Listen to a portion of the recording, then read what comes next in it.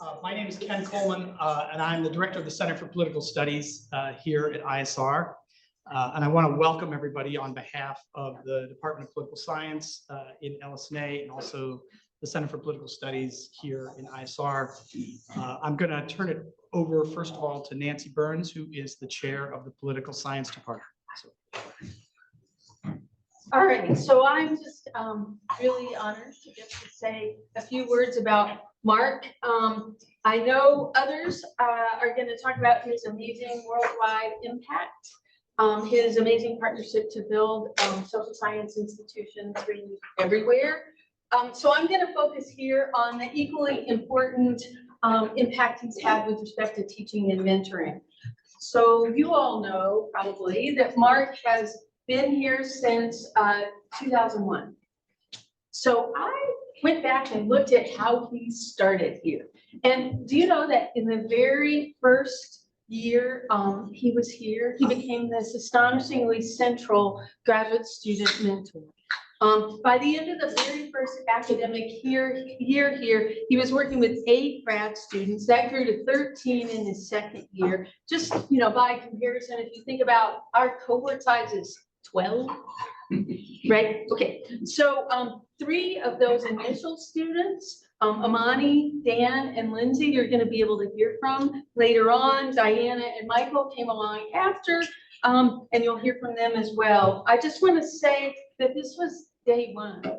And over the years, Mark has mentored 27 amazing dissertation students, and he's currently a mentor to 8 more. And of course, he's also changing the lives of our undergrads with his investments in them. His courses, of course, but also his honors thesis mentoring. And just over the last 5 years, and that's just like a tiny slice, he's supervised 8 excellent senior honors thesis, so highest honors, all of that sort of thing. And one of these, I just wanted to call out Annabelle Farkas, who did her thesis on the Harki, was in France, March of 2020, right? So Annabelle had a research assignment. She worked out with Mark. She came home, had to figure out a whole new plan, and under and with Mark, developed this astonishing thesis involving survey experiments and a range of different things, and won the best senior thesis in political science for that work. And that's just an example of, you know, the kind of work he does every year. So I think of faculty members kind of like that old Bob Salisbury article about members of Congress as an enterprise. And Mark's impact comes from all of the parts of his enterprise. And so I just, in the kind of concluding part of what I wanted to say, he takes that same deep investment in Michigan students to the rest of the world. And just again, as an example, in his annual report this year, in fact, he said that his biggest contribution to teaching and mentoring was his new open access, free to download book, Social Science Research in the Arab World and Beyond, a guide for students, instructors, and researchers. And you may know the English version has been out exactly 12 months, and it's been downloaded 8,397 times. The Arabic translation has been out 6 months, downloaded 4,530 times. So that's impact, right? And I should end by saying that Mark's investment in teaching and mentoring is recognized worldwide. So messages have been streaming in from really everywhere, from scholars who aren't able to attend in person today. And I'm going to excerpt just one of those, but know that the themes in this one are echoed. I mean, I imagine we'll hear some of this later on today, but they're echoed throughout the many messages that we've been receiving. So this is from Professor Shina Lazar from Algeria, and to get it large because my eyesight is not going to read that little one. So I want to take a moment to express heartfelt gratitude on behalf of all of the scholars who've had the privilege of visiting Michigan University between 2006 and 2011. Professor Tessler's unwavering support and mentorship during those years have left an indelible mark on our academic journeys. Professor Tessler, your guidance and assistance during our time as scholar visitors at Michigan University were invaluable. Your willingness to share your expertise, your generous spirit, your commitment to fostering intellectual growth were instrumental in shaping our research and our lives. We owe a debt of gratitude to you, Professor Tessler, for the knowledge you imparted, the doors you opened, and the inspiration you provided. Your impact extends far beyond the walls of the university, reaching every corner of the academic world. And as we celebrate your illustrious career today, let us also take a moment to offer our deepest thanks for your mentorship and support. Your legacy lives on through the scholars you've nurtured, and we are honored to have been part of your academic journey. So, thank you, Mark.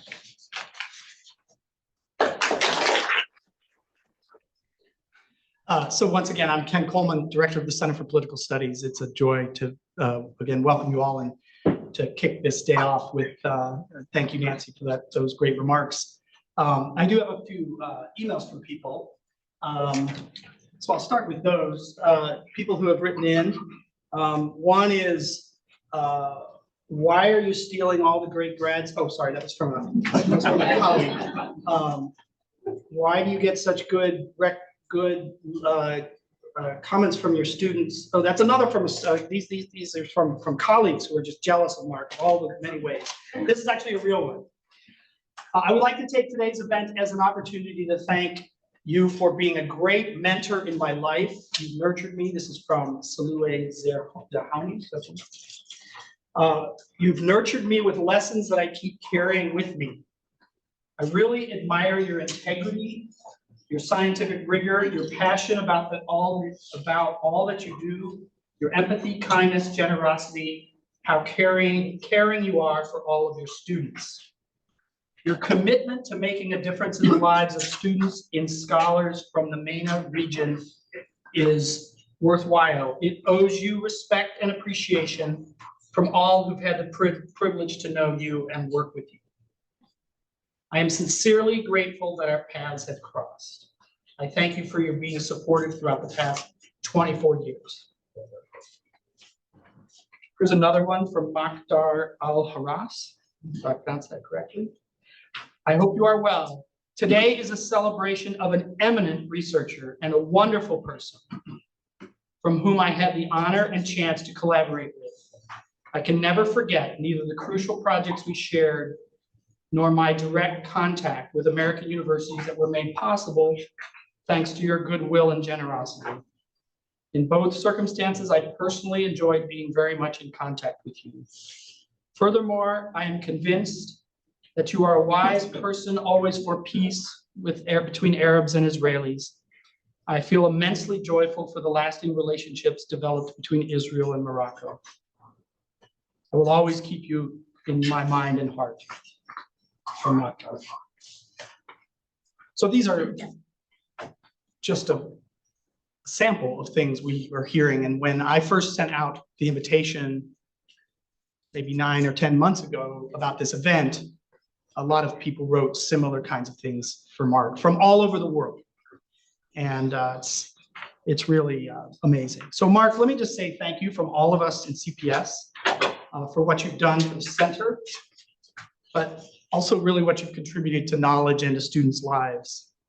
You've been at CPS since 2001, and thus you and I have been colleagues for 22 years.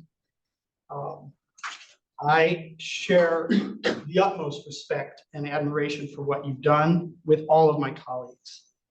You've managed to pull off, in some ways, an ideal academic life, writing and publishing influential research, building data infrastructure for others to use, influencing so many students, and just respected all over the world for your work.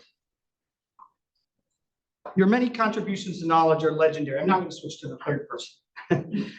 Mark's many contributions are legendary and will be on display today about the Middle East, about sub-Saharan Africa, democratic development, the Arab world more generally, survey research and methods in the Arab world, Northern Africa, and more generally, survey research and empirical research in challenging environments.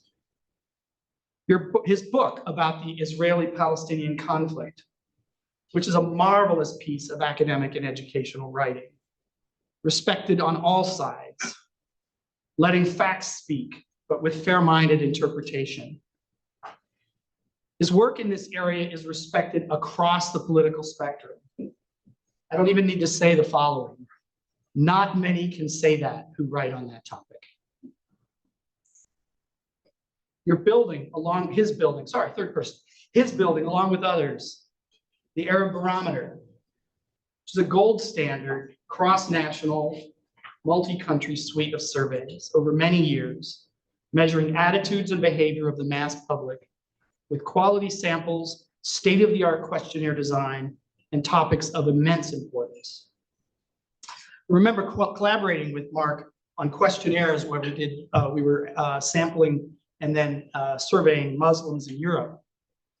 He's a master at getting rigorous data on religious beliefs, religious practice, beliefs about democracy, beliefs about women's status in society, and about extremism. You can imagine how challenging it is to find out credible information about what the public thinks about these things. He has done it for decades and is rightly considered one of the world's top experts in the study of democracy, public opinion, and development in difficult, authoritarian, and quasi-democratic environments. Mark has done so much not only to develop social sciences in the study of the Middle East and on the Middle East, but also in the practice of social science in the region. He's been instrumental in building capacity across the world, in the Emirates, in Qatar, in Bahrain, in Algeria, many other places. Mark, for instance, was at the center of the 10-year collaborative project to help the Qataris build the Social and Economic Survey Research Institute, CESRI. This project, which involved many CPS and ISR faculty, built CESRI into a cutting-edge research unit for the entire Gulf region and beyond. For multiple decades now, there have been active exchanges of scholars, training, mentoring, and collaborative research projects between people at Michigan and universities in the Middle East and Northern Africa. And Mark has been the center of nearly all of these interactions. At a personal level, there are many in this room are like me. When you go with Mark to the region, as I was able to go with Mark to Abu Dhabi, Bahrain, and Qatar with him at different points, you see how much respect there is for Mark among all the people there. It's not too much to say that he's a celebrity there. They absolutely love Mark. They adore him. They consider him trustworthy, a true partner. And when they come here, Mark is similarly beloved. I'm going to say retirement is going to be very hard for you, Mark, because you have to slow down and travel less and host less, and you're going to see less love. Pat, you're going to have to praise him every single day, all the time, to reach the levels of affection that he sees in his professional life. So today is going to be tons of fun. It's a somewhat personal day for many of us, given what Mark has done for us and with us. And I look forward to a nice day of presentations. We have a couple of videos, one from the Dean of LSNA and one from the Director of ISR. So can we get those started here? Over. Anyway, thank you. And I hope people can stay for as much of today as they can. You know, there's a reception at the end at 5 o'clock, and we hope you can stay for that. All set. Hello, everyone.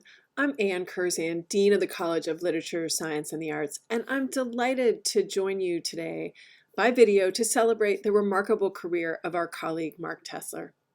Mark is the Samuel J. Eldersveld Collegiate Professor of Political Science and has been a professor in LSA since 2001. And we have benefited enormously from his contributions, not only as a leading scholar, but also as a teacher, mentor, and administrative leader on campus. Mark's students, both former and current, recognize his status as an eminent scholar who's also been a dedicated teacher and mentor on comparative politics and Middle East studies. He's known as an accessible, kind, and soft-spoken educator.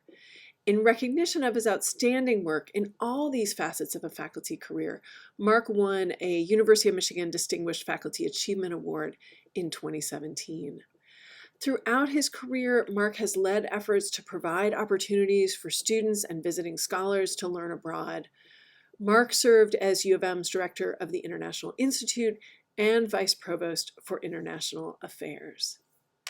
Mark has been a leader in stimulating interdisciplinary international activities and in building relationships among international institutions and organizations. He has published as author, co-author, editor, 15 books, which is stunning. One recent book completed in 2022 is Social Science Research in the Arab World, a guide for students, instructors, and researchers. This book, which is available at no cost in English and Arabic, is an invaluable contribution to students in the Arab world. It discusses the theory and method of social science research and illustrates key concepts and procedures with examples of research projects carried out in the Arab world. This project speaks to Mark's career-long devotion to mentorship, to training and supporting the next generation of social science scholars. It is impossible to calculate the global impact of a force like Mark Tessler, who is enabling social science research that contributes to social advancement worldwide. He co-founded and served as president of the American Institute for Maghreb Studies. Ames named its graduate student prize in his honor. And among Mark's myriad mentees, many of whom are present today, is Rebecca Y., the inaugural recipient of the Tessler Fellowship, which is helping her fund her survey of refugees and host communities in Uganda about their cooperation through farmer groups. Mark, thank you for all that you have done and continue to do in support of our research and educational mission as a college, not to mention to advance the field and so many other scholars in the field. It is a privilege to work alongside you as your LSA colleague.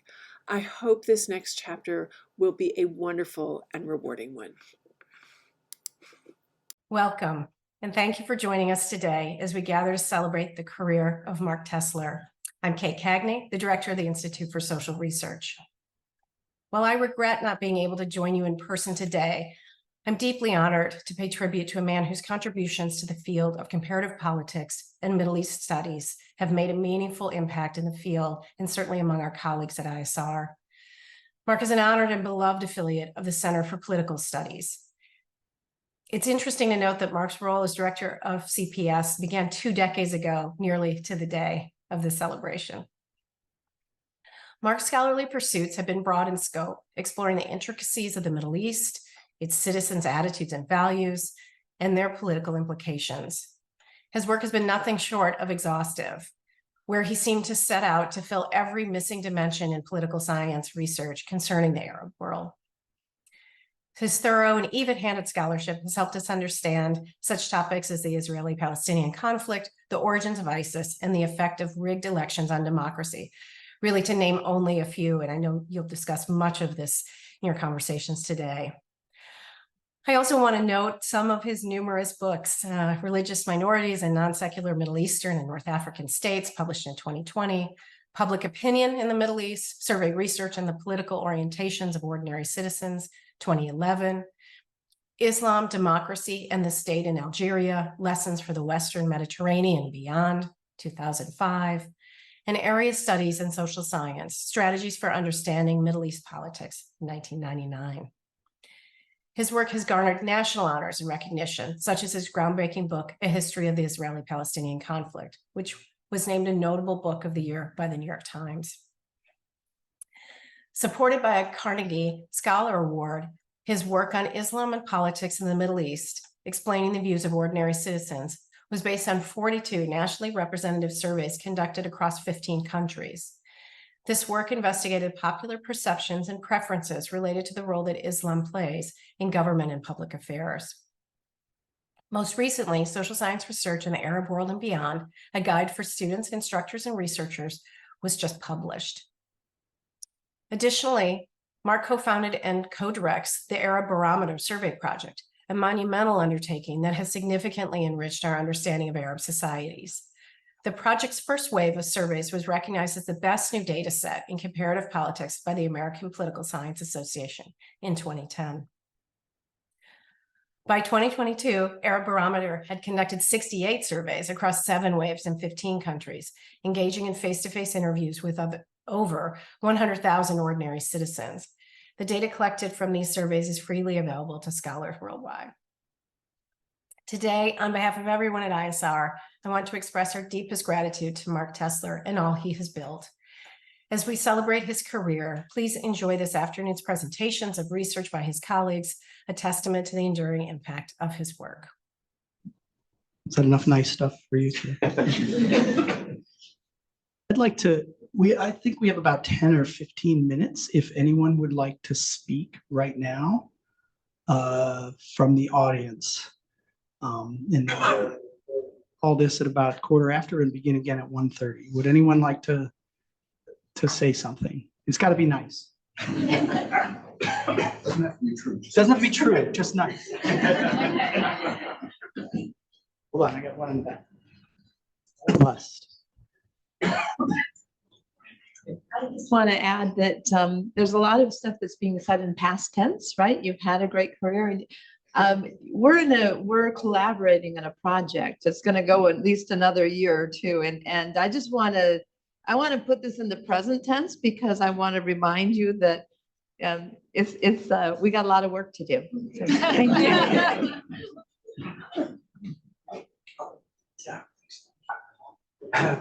I just wanted to say that in addition to being a great colleague and a wonderful traveling companion, I appreciate the opportunity that Mark gave me to travel to the Middle East, to learn about the Arab and the Muslim world, to make good friends, enduring friends, especially in Qatar. And I appreciate the opportunity that Mark provided to be able to help CESRI get up and off the ground and running. It was really a life-changing experience that I owe to Mark. Are you saying anything about falcons? No, I don't want to say anything about falcons. Okay. I never got my falcon. Others? All right. I guess we'll take a break and we will begin in about 25 minutes with presentations. We'll start with Lindsay. So people can, there's more food probably, and we'll see you when the meaty substance of research starts. We'll talk. So thanks everybody.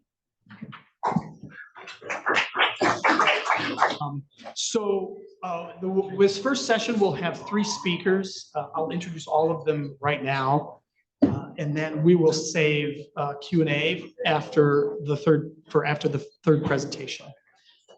So our first speaker will be Lindsay Benstead. She's Associate Professor of Political Science, the Director of the Middle East Studies Center at Portland State University. The second speaker will be Daniel Corstange, Associate Professor of Political Science and of International Public Affairs at Columbia University. And the third speaker will be Diana Greenwald, Assistant Professor, Department of Political Science at the City College of New York. So please feel free to ask clarifying questions during, but again, we'll hold Q&A till after the third speaker. So thanks. Lindsay, it's great to have you.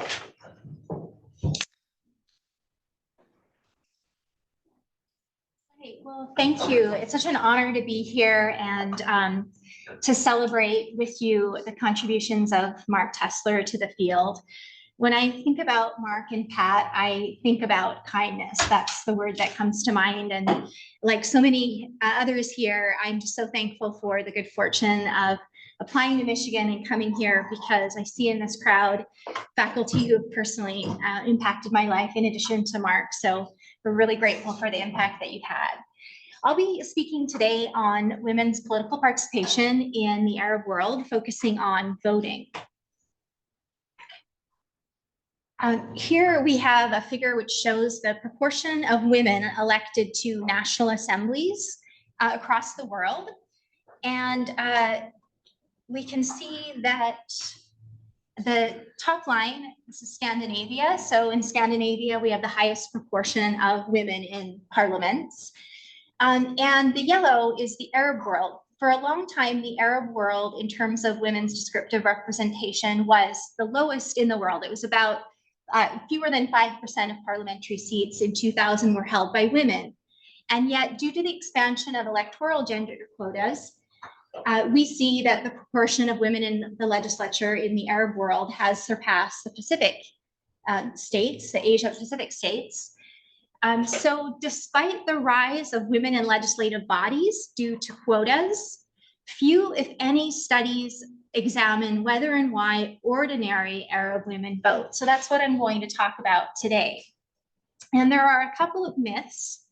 The first, I think, even among those of us who have studied the region, the first myth is that women in the Arab world do not or cannot vote. According to this online article, patriarchal societies are a huge barrier to voting. This is enshrined in legislation in countries who follow Sharia law, such as Libya, Jordan, Kuwait, and Lebanon, where women are inhibited from voting by their guardians. So one myth is that women don't vote in the Arab world. And here, when we look at the Arab barometer data, each wave from wave 1 to 7, we can see that on average, gender gaps in voting are actually quite small. In wave 7, when asked whether you voted in the last national election, 52% of males and 58% of females said that they had voted. So that's a gap of about 4%. That's smaller than I think I would have expected, and probably a lot of us would have expected. In every wave, the gap is 8% or less. But another myth might be that gender gaps in voting are consistently large across countries. And here is where the data, I think, are very surprising. When we look at, this is wave 5, we can see that there are large gender gaps in voting in a place like Egypt, for instance, where men, the percentage difference between men and women is 18%. So it's a large gender gap. And yet we see in Libya and Palestine, no significant difference. And in Morocco and Jordan, a significant reverse gender gap. So that's quite puzzling. And it definitely goes against our presuppositions or our conventional wisdoms about the region. In this project, I'm asking the question, why, after decades of universal suffrage in most Arab countries, are women less politically engaged and empowered than men? And importantly, why does the gender gap in voting all but disappear or reverse in some conservative states such as Jordan and Morocco? A couple of conventional wisdoms that have been discussed in the literature. This is data from the Transitional Governance Project. This is a collaboration with Ellen Lust. And we asked in surveys in Egypt, Tunisia, and Libya whether respondents had voted in the first transitional parliamentary election. And we found large gender gaps of 25% in Libya, 19% in Egypt, and 10% in Tunisia. And although this was an online article and we didn't talk a lot about explanations, we thought that the extent to which women had rights in the personal status code could explain why we see a relatively small gap of 10% in Tunisia, as well as oil. We thought that could be one reason why women were less voting in Libya, but we only had 3 cases. And these cases were not monarchies. I'll talk a little bit more about monarchies in a moment, but we just had 3 cases. So we had some variation in women's voting patterns, but not a lot. In Western cases, Professor Burns and others have looked to a great extent about women's voting. And when they look at women entering the labor force and education, in their book, they argue that women in the United States started to vote when they left the private sphere, the home, entered the public sphere, and through work and education, acquired participatory factors such as attitudes like political interest. And so when we test these models in the Arab world, we find that they don't quite fit. It's true that political interest is driving women voting in the Arab world, but there are some other relationships that we don't expect. So for instance, having children and being a housewife is positively correlated with voting in the Arab world. So we know that we need some other theory to try to explain this variation in voting. In this project, I argue that the drivers of women's political participation stem not from religious or political economic factors, but from the clientelistic institutional context. Drawing on original data and the error barometer, I argue and empirically show that women and men who enjoy connections, which I conceptualize as linking social capital, are more likely to vote. Yet, in the Arab world, women are more likely to access connections through the private sphere, through families and tribes, than the public sphere. And so the pathway to connections and thus to voting is a little bit different when comparing males and females. Males acquire connections more so in the public sphere, in the economy and politics, and are driven to vote in that way, while females develop connections in civil society organizations, families, and tribes, and this drives them to vote. Therefore, where tribes are politically salient, that is in monarchies, women are as likely or more likely than men to vote. So this is the argument of the book. Okay, so I talk about networks and connections and Wasta in the Middle East and North Africa. Wasta is a social, economic, and political practice through which loyalty to family, tribe, religion, and sect is used to achieve mutually beneficial exchanges of interest. So it's a form of linking. It can be a form of linking social capital, which are norms of respect and networks of relationships between people who are interacting across formal or institutionalized power. So it's these networks and connections that are driving voting according to the analysis. I use the Error Barometer Wave 1, which was conducted in 7 countries, 3 of which are monarchies, and it includes a measure of use of Wasta, as well as 10 surveys that I conducted over the past 15 years in Morocco, Algeria, Tunisia, Libya, and Jordan, with colleagues that include Alan Lust and others in many of the surveys. Okay, so the first, sort of argument that I test in this project is this. Respondents, men and women who enjoy connections, linking social capital, are more likely to vote. And here, this is where the evidence in all of the original surveys, as well as the Error Barometer, really speak to one another. The evidence here is very strong. For instance, this is a survey in Morocco that I conducted as part of my dissertation research. And this is the determinants of expecting to vote in Morocco.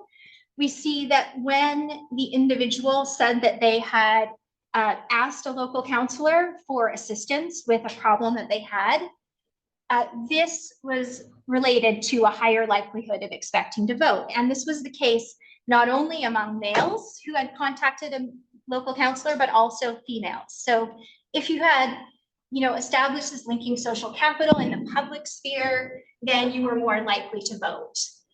Here we have determinants of voting in the first wave of the Error Barometer, and our measure of whether one asked for help with a personal problem, Wasta, is also statistically significant. And it is significant for both males as well as females. So males that did not use Wasta had about a 50% probability of voting, and it was about 55% if they had used Wasta. The same was true of females.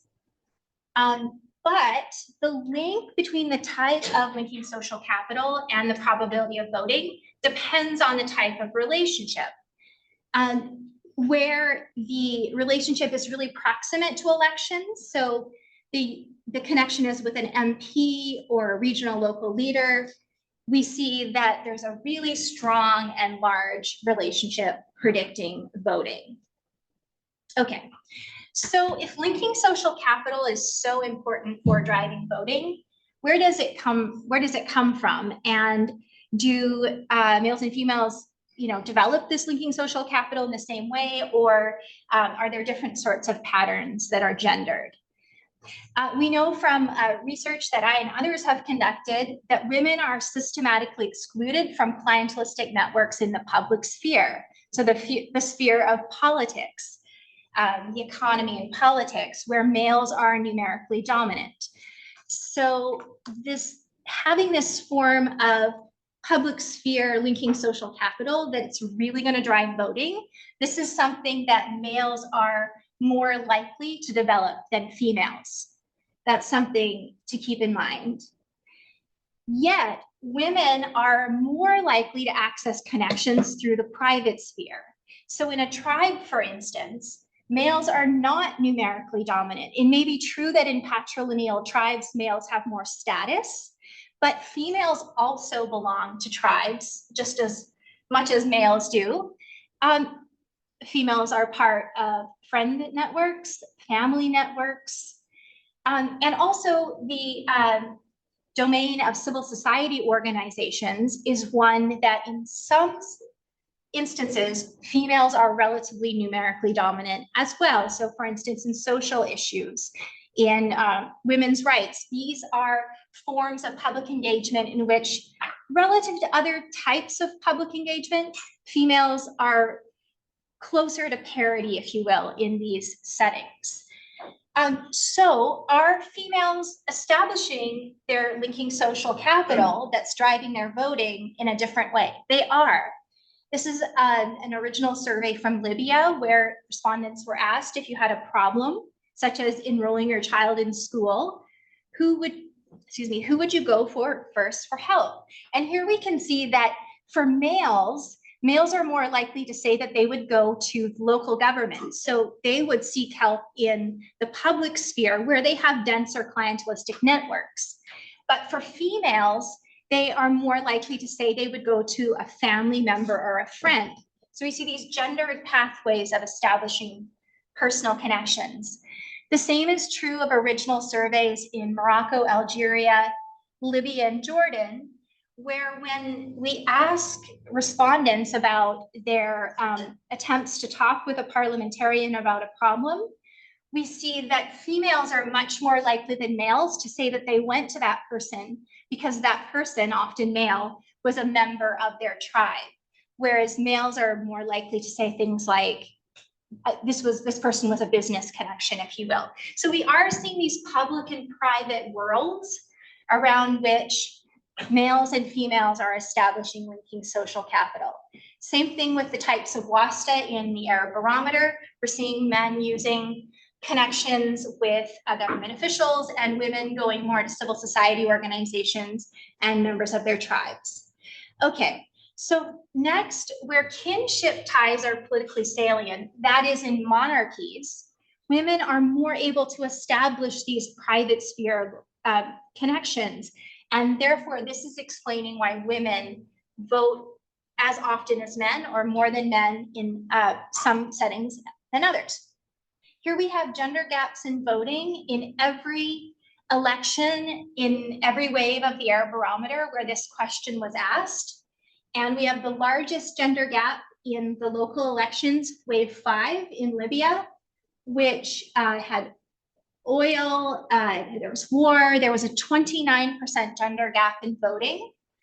And then as we go down the list here, we see a number of countries where in elections where there's no significant gender gap.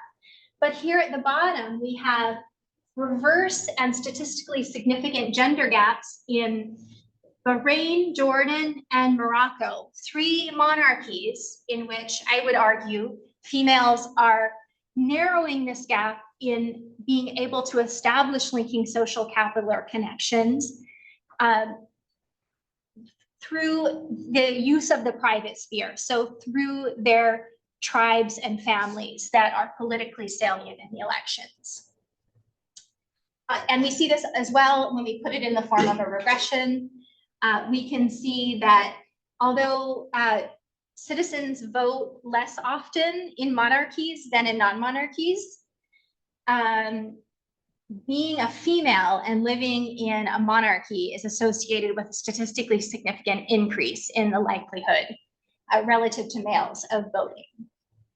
Okay, so, we can talk about some different conventional wisdoms and what the models say with regard to the role of religion, which is actually quite complex. with regard to oil, which is an important part of the story, and with regard to the participatory factors, which were those that, when we go back to the work on the United States and other Western democracies, the sorts of factors that support women voting in the United States, they are a little bit different in the Arab world. I mentioned that it's true that higher political interest is related to the higher likelihood of voting among males and females, but also being married, being a married woman and having children is also related to engagement in ways that are hard to understand.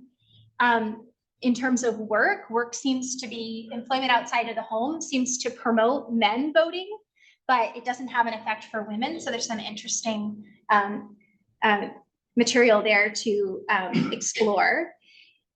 However, critically, engaging in civil society has an even greater positive impact on the likelihood of voting for females than males. So there does seem to be an important role of civil society.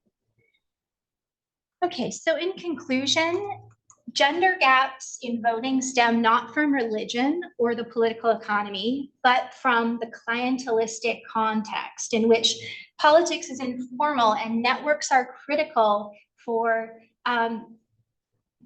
gaining resources in society, but they're also critical for mobilizing voters.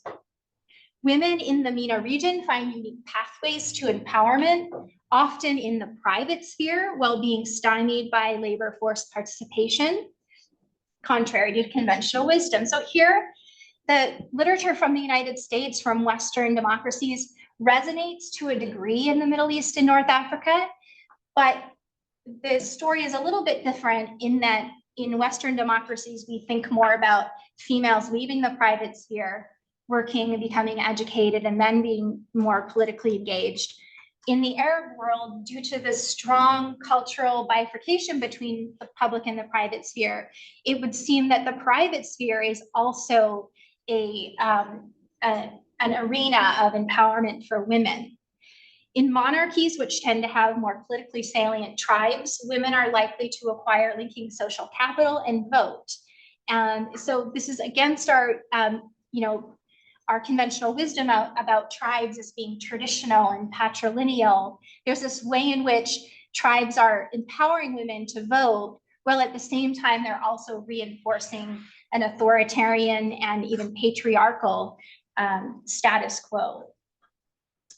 And there, I do want to make the point as well that we're talking about voting, which is something that doesn't take much time, and in which we could say that women can still maintain interiority. If they're conservative, they can still go out and vote in a way that's different from participating in collective politics.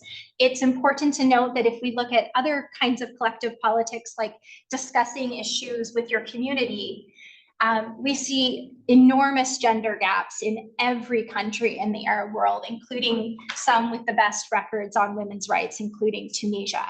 So in terms of policy implications, in thinking about promoting gender equality in the region, governments and policymakers do need to consider a wide variety of different forms of political participation that go beyond voting, which is very important, but it's not the only way that we participate politically.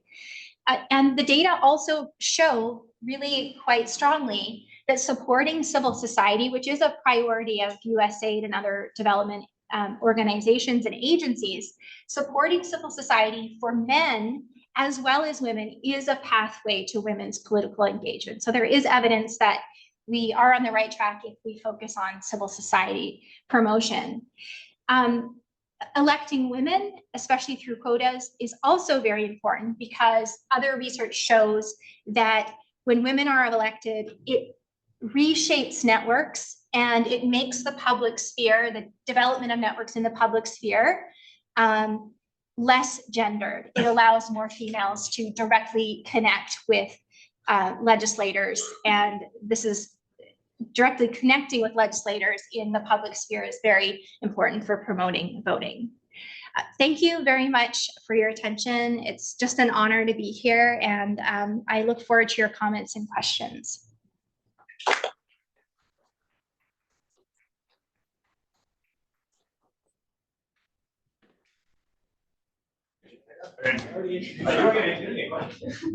No, questions are after. Okay. Yeah.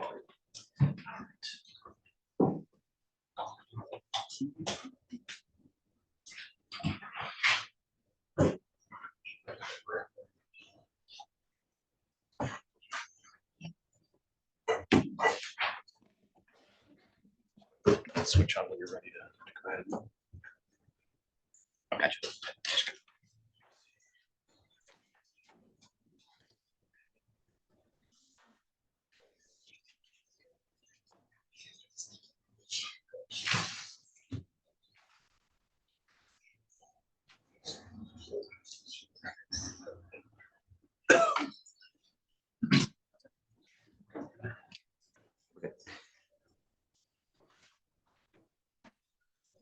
All right, well, thanks everybody for sitting through Lindsay and then being willing to sit through me as well. Generally speaking, when I give talks, I like it when people talk back at me, but this is not going to be that sort of setting. So instead, I would like you to heckle me, which I think might be good. If you seem ready, you're ready, and Dan Slater in the back has promised to do so as well. So there you are, there you are, good. Thank you, this will help a lot and keep me occupied.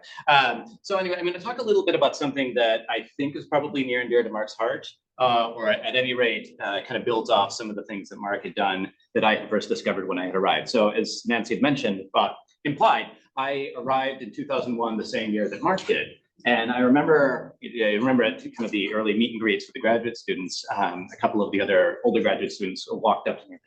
You're the Middle East guy. We just got Mark Tessler, and they're just kind of quivering with joy, like, who's Mark Tessler? Because I had no idea, none whatsoever. As an undergraduate, I did undergraduate work like you do as an undergraduate. Like I kind of did Middle East stuff, and that's kind of what you did. But it was kind of in the area studies sort of thing. And what Mark had been doing had not really filtered into the sort of thing I was doing as an undergrad. I am happy to report that that is no longer the case, and it is partly because Mark had been doing it and has taught the rest of us how you can do it and also make this part of their own education. So I think people are getting a lot more out of this than they ever had done in the past. If for no other reason but then exposure and the attempt to turn something that seems very foreign into something that is very familiar and no longer feels like it's an exotic thing to do. So I thought the best way to start off a barn burner would be to give you a clip of a paper, right? So this is the first page of a paper from, I guess, 2002. This is a comparative politics paper that Mark wrote. So Islam and democracy in the Middle East. So I'd come with this, this really hazy idea that, oh, well, Islam and democracy, surely no one else has thought of this before, which is not true, as it happens. But you learn a few things your first semester as graduates didn't, including you may not be the only person who has an interesting idea. Surprisingly enough. So I remember seeing this, because this came out basically like the year after I had arrived. But it was kind of foundational for me and probably for a lot of others as well. Because I've never seen anything like this. So as I mentioned, I did some Middle East stuff, and I spent some time in Egypt doing Middle East stuff, but nothing like this. But I remember seeing it and like, wait, you're going out and you're talking to people? Like you're talking to a lot of them? And it's 4 countries? And and what's all this black magic inside the paper? And it was very, very foreign. I will show you some of that black magic a little bit later on, so you can see that was worthwhile doing. But I actually teach this paper in an undergraduate methods class. And I do this basically every year. And part of the idea is that, well, A, it's pretty cool to begin with. But B, it's a really good entree certainly for undergraduates into some of the joys and some of the horrifying aspects of survey research or applied survey research. Like the really cool things you can do, the really hard things you can do. And it's also just really nice because they get to think about something that they've probably talked around in the past, but in a way that is a lot more accessible when it's presented in a matter of these sorts of things. So they're lucky ducks. Well, I think they're lucky ducks. They may disagree by that point in the semester. So here's today's point of departure, at least for what I'll be talking about. So we've got a few motivating questions. And I thought another good way to get a barn burner going to see how many people I could offend in the first part of the talk by talking very broadly about 2 billion people who have very different views about a lot of different things. So some of the motivating questions that I think are in Mark's work, but certainly also some of the things that I do, these sorts of questions, like how religious are Muslims, but in what context? In comparison to what? In comparison to all sorts of people around the world. It's a question about religiosity. A lot of times we think about it as something about Muslims, but you can't really talk about Muslims without talking about lots of other people as well. It doesn't mean anything. Think about how religious these individuals are. We can also talk about how people are religious. So not just that they're religious in some capacity, but what does that mean? And does it mean the same thing to all sorts of different people, or is it much more amorphous than that? So it's going to turn out how religious are Muslims? The answer is very, but that's actually not very weird, right, compared to the rest of the world. It's actually quite sensible.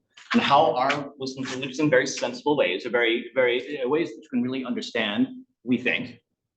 And how really are they differently religious? So is religiosity just a different thing in the Muslim world or amongst Muslims than it is anywhere else? And the answer is we can't tell. I'm going to try and show you why I think that's the case. So I can make it sounds good if you say it that way, but I can try and show you that we can't actually tell if there are differences. I would love to know, but I think that's what we have to figure out, is how to know that. Okay, and sometimes I'm going to be teeing off some of the things so that Michael can hit this out of the park at the very end. So so you're welcome. But anyway, so some of the things I'm describing here, I think Michael's actually going to start taking this in the direction that I think we should be going in terms of how we're going to answer these questions in a sensible way, or at least in a defensible way. So there are a couple of challenges in doing what we're trying to do here. So something that I can't think of a good term for it, but it's kind of a small K problem. So people are presumably familiar with the small N problem, like, oh, we don't have enough observations, and that's fine. When I think of a small K problem, I'm thinking about, it's not a question of having enough data. It's a question of having enough rich data, right? So ultimately, the problem that we face when we do a lot of these surveys is we're not asking enough questions of people about the individual things we care about. And so we have very widespread data, but not enough in-depth data. So those of you in the room have had to do quite a lot of field research, probably feel this intuitively, like, well, when I go out and do field research, I need to do a lot of very in-depth questioning. It doesn't always translate as well as I think we need it to do when we talk about survey research. And there's also again, this is something that occurred to me this morning, so that's why it's on this slide, which may not survive today. What I call it a blunt axe problem. Right, with the idea that, lo and behold, when we are asking about something as complex and as difficult to conceptualize as religion or religiosity, it's not clear to me yet that we have all the questions that we need or all the ways to conceptualize it. And the way that's going to manifest is that we're actually pretty good at distinguishing between people who are not especially devout or not especially religious and people who are more religious. But we're really not very good at distinguishing people who are really, really religious. We don't do a great job at the upper end of the spectrum. So it's hard to distinguish between people who are religious versus very religious versus extremely religious. Like, we are very blunt at that point.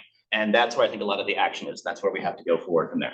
So anyway, what that essentially means we're going to have to think about the various different ways we think about religion, but also think about how to talk about this amongst people and societies where religion is a very central part of people's lives. Okay, so when you talk about the are Muslims religious question, it often has a normative slant, which is, are they just weird about this, right? Are they abnormally religious? And the spoiler answer is no, they're not. But there's the normative implication that comes into this study on occasion. So it seems like it should be an easy question to answer, right? If you want to know if Muslims are extra religious, if they're somewhat different from other people, the simple answer probably is, well, just go get yourself a batch of Muslims and a batch of non-Muslims and go pick a question that you think is useful. Ask them the question, just look at the difference, right? So you pick a reasonable measure, compare across religions, and it seems like it should be simple, but it's actually not really as simple as that.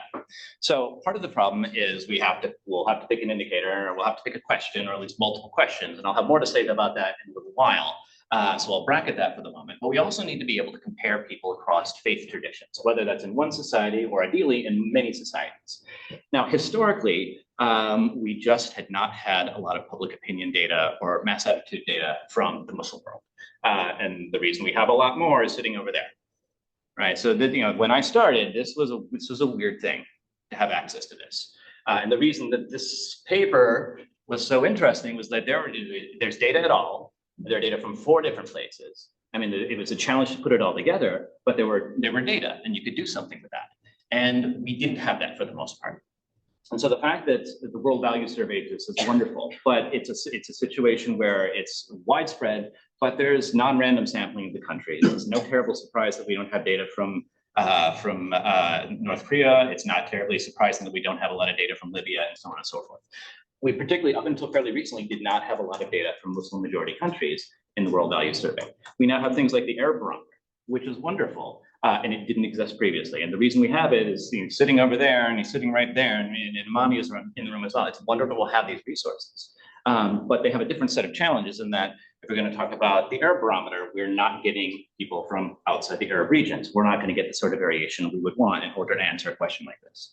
What I'm going to show you It comes out of data from the Gallup World Poll, which has its own set of problems and issues, and I could go on and on and on about that. The good thing is that we have like 166 odd countries, and we have it over like 2 decades worth of surveys. So what I'm going to show you is data aggregated to the country level, a very simple indicator over these 2 decades. And this is actually the question. Right? So here it is. So we'll start in thinking about what in the world we're asking people. Okay. Gallup is an omnibus survey. In some sense, it's a little bit like the World Value Survey in that sense. It covers all sorts of different topics. And as you would expect, if you're going to cover all these different topics, you are not going to be able to go into a lot of depth on any of them. So here's the question you can pull out of Gallup, right? Is religion an important part of your daily life? Yes or no? And just take a moment. Is that how you would do it yourself if you wanted to ask people? Maybe you would. Maybe when Michael's typing in, you might, like, or you might not. But this is what we have. If you're kind of silently snorting to yourself about whether this is a good idea or not, we can talk about some other ones later on. But the point is, at a minimum, it's got some service level comparability, right? We can ask the same question in 160 odd places. It appears to be about religion in some capacity. So we're kind of at a surface level, we can say like, whether or not we like it, this is one thing we can use to compare across different places. So let me show you what I'm going to show is basically, here's the country level proportion of each society that said yes to this question, averaged across all of the different times that these societies took the survey. So here's the whole wide world. This is what others have called a bird's eye view on religiosity. Okay, from a million miles up based on one question, across all these different time periods, here's what the world looks like on this particular way to think about religion or religiosity. And you'll notice a few things off the bat. So first of all, are we left skewed or right skewed? We're skewed in such a way that most of the data falls. Like I can never remember left or right skewed, because it happens to me all the time. Most of the data is falling over here, okay, towards the very high end of the religiosity spectrum. Okay, so quite a lot of the world looks very religious. We're also bimodal. Okay, so we have a smaller hump over here where it's not especially religious. And then much of the data is over here. So I think like the median is around 80%. Like the median country has about 80% of its population claiming that religion is important in their daily lives. Okay, so then we have this, we get the whole world that looks like this, and you would start to wonder, okay, well, where are these different countries distributed? So let me show you the really weird people, and it's the Europeans, right?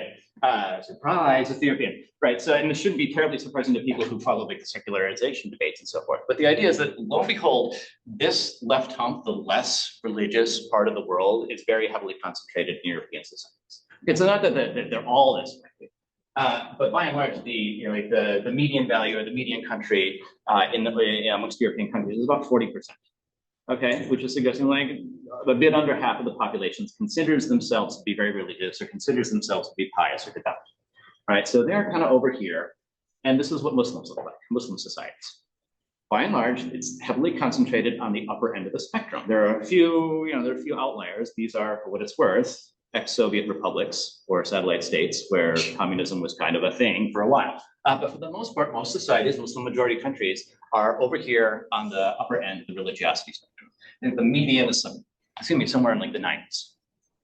Okay, well, I'll have more to say about this little spike in just a minute. But the basic idea is like, yes, the world looks a lot like what you would expect if you have this hazy idea that Muslim societies are very religious. But you need to have the context in which you're thinking about this. So here's everybody else outside of the European societies and Muslim societies. And they look a lot more like Muslim societies than they do look like Europeans. It's not exactly the case. It's not exactly the same, but it's pretty close, all things considered. So here they are side by side by side. So what this is suggesting is that once we get some context to it, we can at least answer some of these questions, but we can answer them with context. So are Muslim societies very religious? Yeah, on average, yes. But so is most of the rest of the world. So it's not strange that that should be the case. It's simply the way that much of the rest of the world works. In this case, the outliers are the Europeans. Right? Not necessarily the Americans because of what we think we know about religion in the United States, but basically there's something going on in Europe that is different from the rest of the world rather than something going on in the Muslim world that is different from everywhere else. Okay. The one thing that is a little bit interesting or a little bit worth talking about is that spike here amongst Muslim societies. They actually comprise the vast bulk of societies where virtually everyone says that religion is important to them. So this is like societies where like 95% plus of the population says religion is important. Most of those happen to be Muslim. Up until that point, Muslim societies look pretty much the same as everywhere else in the world, other than that one element. So what that is suggesting is that's where some of the blunt axe problem comes into play. Like we're not able to capture very easily these distinctions between really, really highly religious and pretty highly religious, or whatever else we would care to call it. So we're going to have some trouble there because this is where a lot of the action is, and we're running up against ceiling effects. We're running up against problems of being able to distinguish. Okay, so if you're wondering about the question, you're probably thinking about the idea that, well, this thing called religion, the thing we will label as religiosity or piety, is probably a little bit more complex than that one question was able to capture. And the answer is yes, that's correct, or it's as correct as we need it to be. All right, because you look at this question again, is religion an important part of your daily life? And you can just take a moment and think about what a wonderfully vague thing that is to ask someone. Right, if someone were to ask you, right, I could ask you right now, is religion an important part of your daily life? And you would on the spot have to figure out what it means to be religious, and then you would have to apply it to yourself right now in the 2 seconds it takes before you feel weird if you don't answer the question. So we're effectively asking people to make that up on the spot, and we don't have any idea if they're thinking about the same things when they're thinking about it. We don't know if they're thinking, well, did I say prayers before meals today? Did I attend religious service at mosque or synagogue or church or whatever? Or do I just live in a society where I hear religious rhetoric all the time? So whether I'm religious or not, it's something that is part of my daily life. We don't know, right? It's not baked into the question. A lot of ambiguity is baked into the question. So it is suggesting that perhaps we are not able to say things very comparably because we don't know what people are thinking when they're answering this question. And we also don't know the various aspects that we're thinking about. So if the idea is that there's more built in here, one question, even one that is attempting to gather some level of generality, is not going to get us what we need. So we have to think about various forms of religiosity or various facets of religiosity. So there's various ways you can do this, and this is kind of the sociological view that we're kind of circling around. It's not the only way to do it, but you can think of various ways you could be religious, various dimensions of religiosity, right? So the one that comes up a lot is the 3 Bs, basically. And the reason that they're labeled they are because Bs are nice and mnemonic. So beliefs and belonging, like are you a member of such and such a denomination? The behavior, how you practice your religion. And so on. This is not like God's honest truth. It's not God's honest truth that these are the only way to think about religion, but it is highlighting the idea that there are multiple plausible ways that people could engage with their own faiths or not. And we need to be able to address at least some of them. Right? I'm not the first person who's ever noticed this. I'm by far not the first person who's noticed this. So we're going to see various attempts to deal with this, right? Or at least to grapple with the idea that yes, religion is going to be a complex thing, religiosity is going to be a complex thing, right? So this is something that was put together by Pete Norris and Michigan's own Ron Engelhardt back in the day, working with World Value Survey data in 27 odd countries. And this particular survey, this particular wave has 8 questions that are related to religion in some capacity. Okay, and so they've set this up into essentially 3 buckets, right? And they're not exactly overlapping with the 3 Bs that we described previously, but it's kind of in the same direction, right? The idea that you might participate in religion in some particular way. Maybe it's how frequently you pray, how often you attend services, the values you might have, or how, the orientations you have, like how important is God to you, or how important is religion to you? So that kind of that question that Gallup had used is coming up again in a different way. Whether you believe in heaven and hell and soul and the afterlife and things along this line, none of these are going to be perfect manifestations of this thing we're calling religiosity. They're all imperfect, but the idea is there's probably some relationships within there that would suggest that if we're right, there's a story in there about, yes, there are dimensions and there are various ways you can separate how people deal with their own religion or interact with their own religion. So we can check that, right? What I'll be doing in just a moment is showing you, I guess, a summary takeaway of some common factor models, some estimations of common factor models. The idea that, lo and behold, we can look to see if there are sensible ways that these are coherent manifestations of these different dimensions. I'm not going to show you the full thing because it would be miserable, but what I'm going to show you is a couple of different common factor models. There is this one, effectively. We've got 3 different ways you can be religious, or 3 different facets, or 3 different dimensions, or 3 different factors, depending on the language you like. If that is the case, we should be able to observe these data fitting that conception pretty well. We've also got kind of the simpler version, like it's just religion, so we'll throw it all in a bucket, everything goes in a blender and it'll spit out religion for us, right? Well, one factor model such as it is. And what we'd like to be able to tell is, like, is there any sense that our data agree with either of these two views of the world?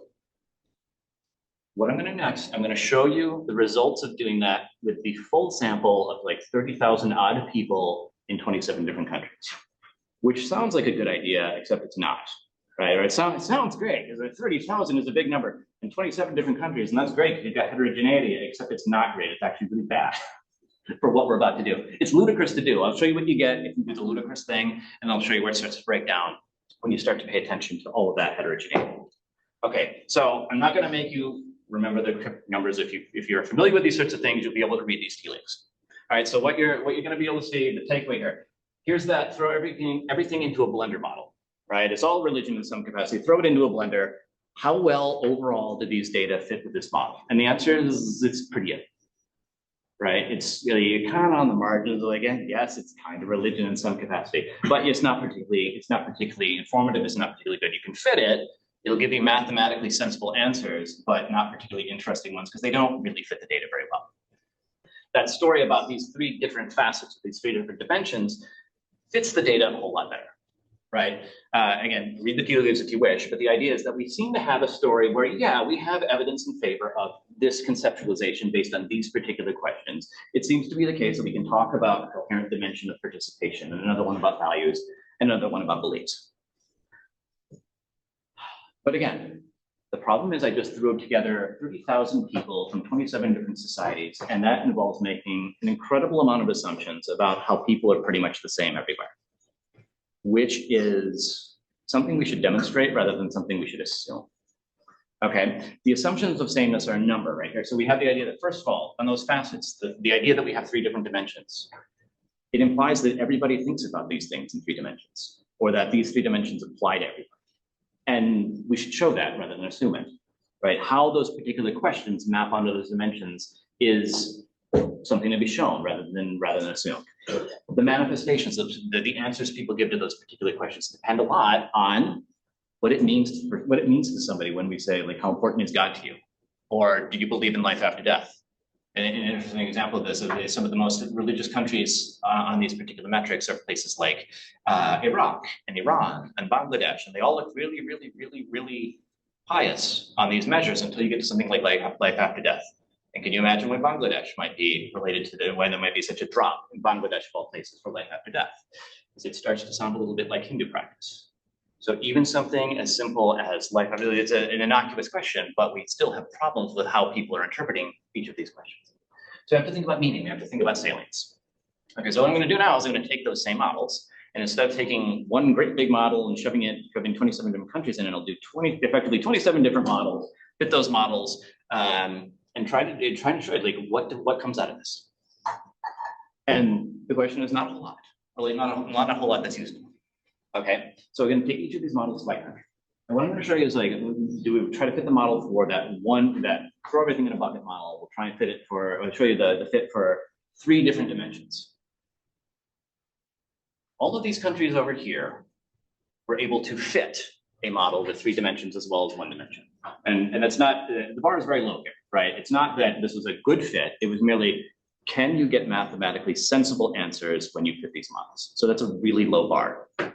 And the thing is, only about half the countries in the sample can pull that off. Okay, let's assume, so I can estimate something in these countries. The countries in this the countries over here, and then down here, are places where we can't even get sensible estimates as a result of running these particular models or estimating these particular models in these countries.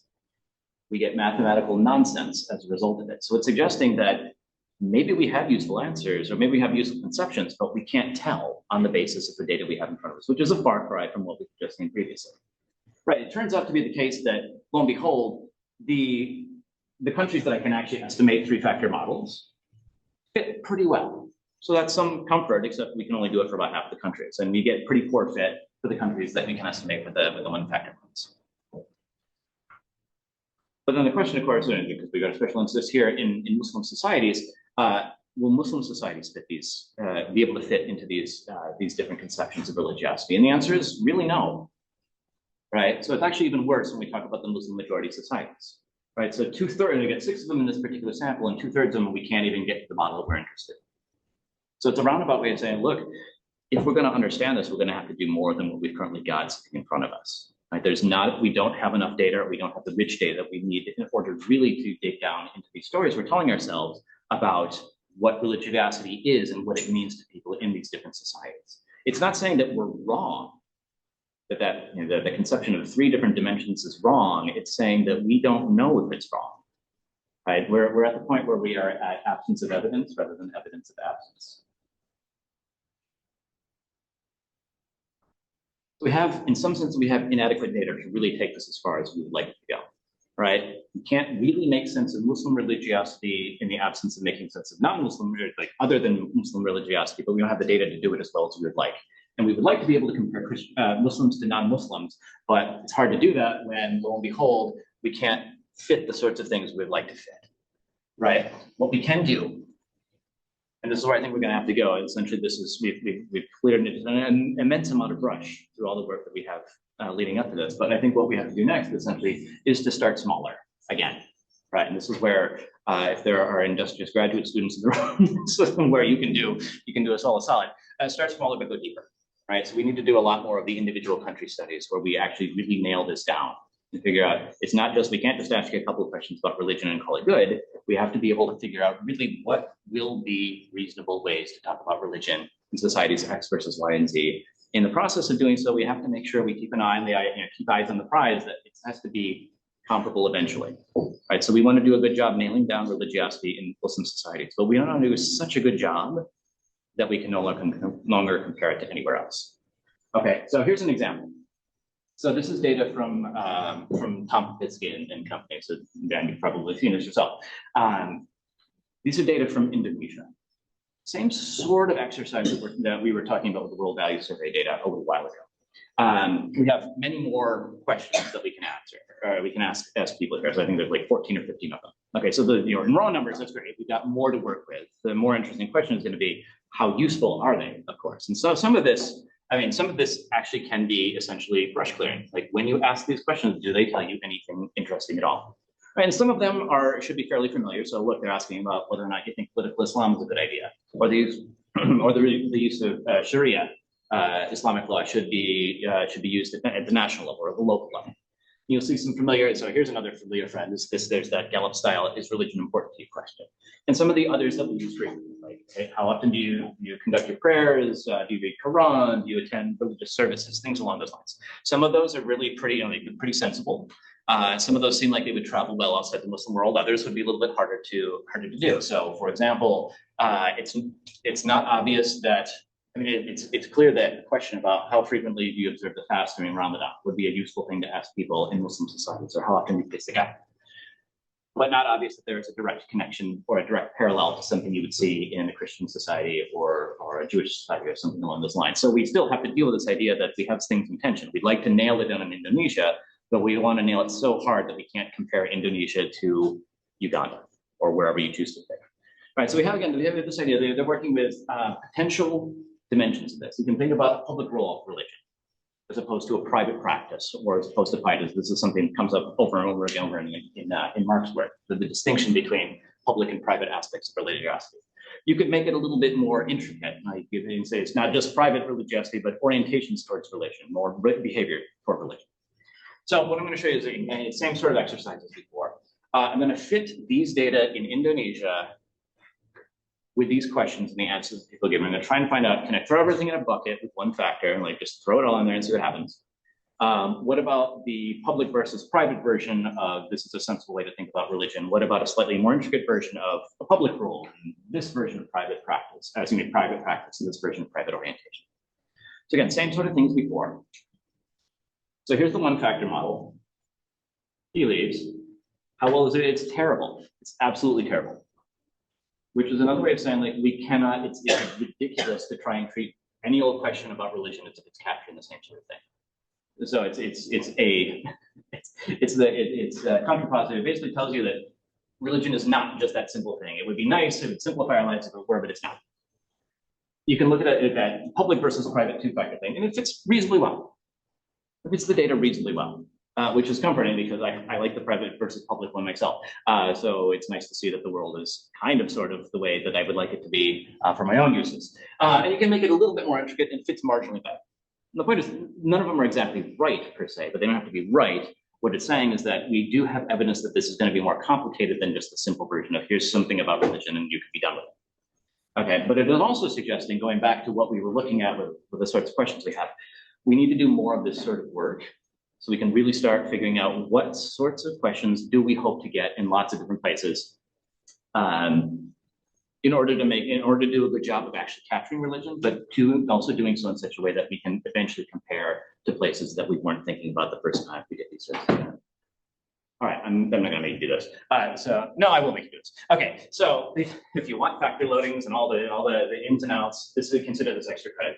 Okay, so these are what amounts to factor loadings and communalities, and if those terms sound horrible to you, don't worry about it. What I want to highlight here is, I'm not gonna make you look at all of these, but what I'm suggesting here, what these data are suggesting is that the questions we ask people vary wildly in how well they connect to the underlying concepts we have in our heads. So here's an example. So up here, the connection between a question about whether Sharia law should be applied in local affairs is very strongly related to this factor about a public role for religion. So something like 70% of the variance in that question is due to that underlying concept. So that's great. So it suggests that we're doing a good job with that particular question, capturing this idea, as opposed to other questions that are just miserable, just do a terrible job in capturing the underlying construct. And so, for example, here's that Gallup question: religion is important. Comparing like your private life or your personal piety, it explains maybe like 10% of the variation in that question, which is a way of saying like 90% of that question is some other junk, right? It is nothing. I mean, not nothing, but it's not what we're actually interested in. So what we'll need to do, and this is a lot of spade work. It's not always the most interesting thing, as you're all glazed over, not always the most interesting thing in the world, but the point is, if we're going to do it right, we have to be able to sort out which sorts of questions are actually useful for us if we're going to say something coherent about religion later on. All right, so by way of a thunderous conclusion, what we have is a bunch of really plausible ideas about religiosity. And we have that in part because of Mark and many others who have tried to take this and really learn something about it and do more than just say, well, Christians are different, Protestants are different from Catholics, who are different from Jews, who are different from Muslims, who are different from Hindus, and we're done. We're way beyond that at this point. Recognition that something or other that didn't get on the slide. We recognize that this is the case. We've got some really great ideas about religion, but I don't know that our data caught up with that, right? Or we're not actually at the point where we can go as far with our data as we are going with our own thinking. So what we will actually need is going to be not just more data. More data is always great, but we don't need to turn our 1,000-person sample into a 2,000-person sample. What we need to do is spend more time asking those harder questions or asking more questions about specific things. It comes with an opportunity cost. If you're going to ask 20 questions about religion, that's 20 questions you're not asking about something else. So it's not like this is costless, but if we're going to nail this down, we actually have to spend more time on specific questions or specific topics as opposed to leaning entirely on these really broad, capture everything you can sorts of surveys. So it's going to require that. It's going to require more legwork in highly religious societies as well, because that's where I think we are weakest at our ability to discriminate between the very highly religious and other people. So at any rate, Mark, more than anybody else, certainly more than anybody else that I know, has really got us started on this path. When he finally does hang up his spurs, when Ellen's done with him, how long did you say he's got before he can finally rest? Once Ellen's done with him, it's going to be up to the rest of us to kind of follow that example and keep on pushing it. So this is what I hope we get to do. So Mark, thank you. It's been great.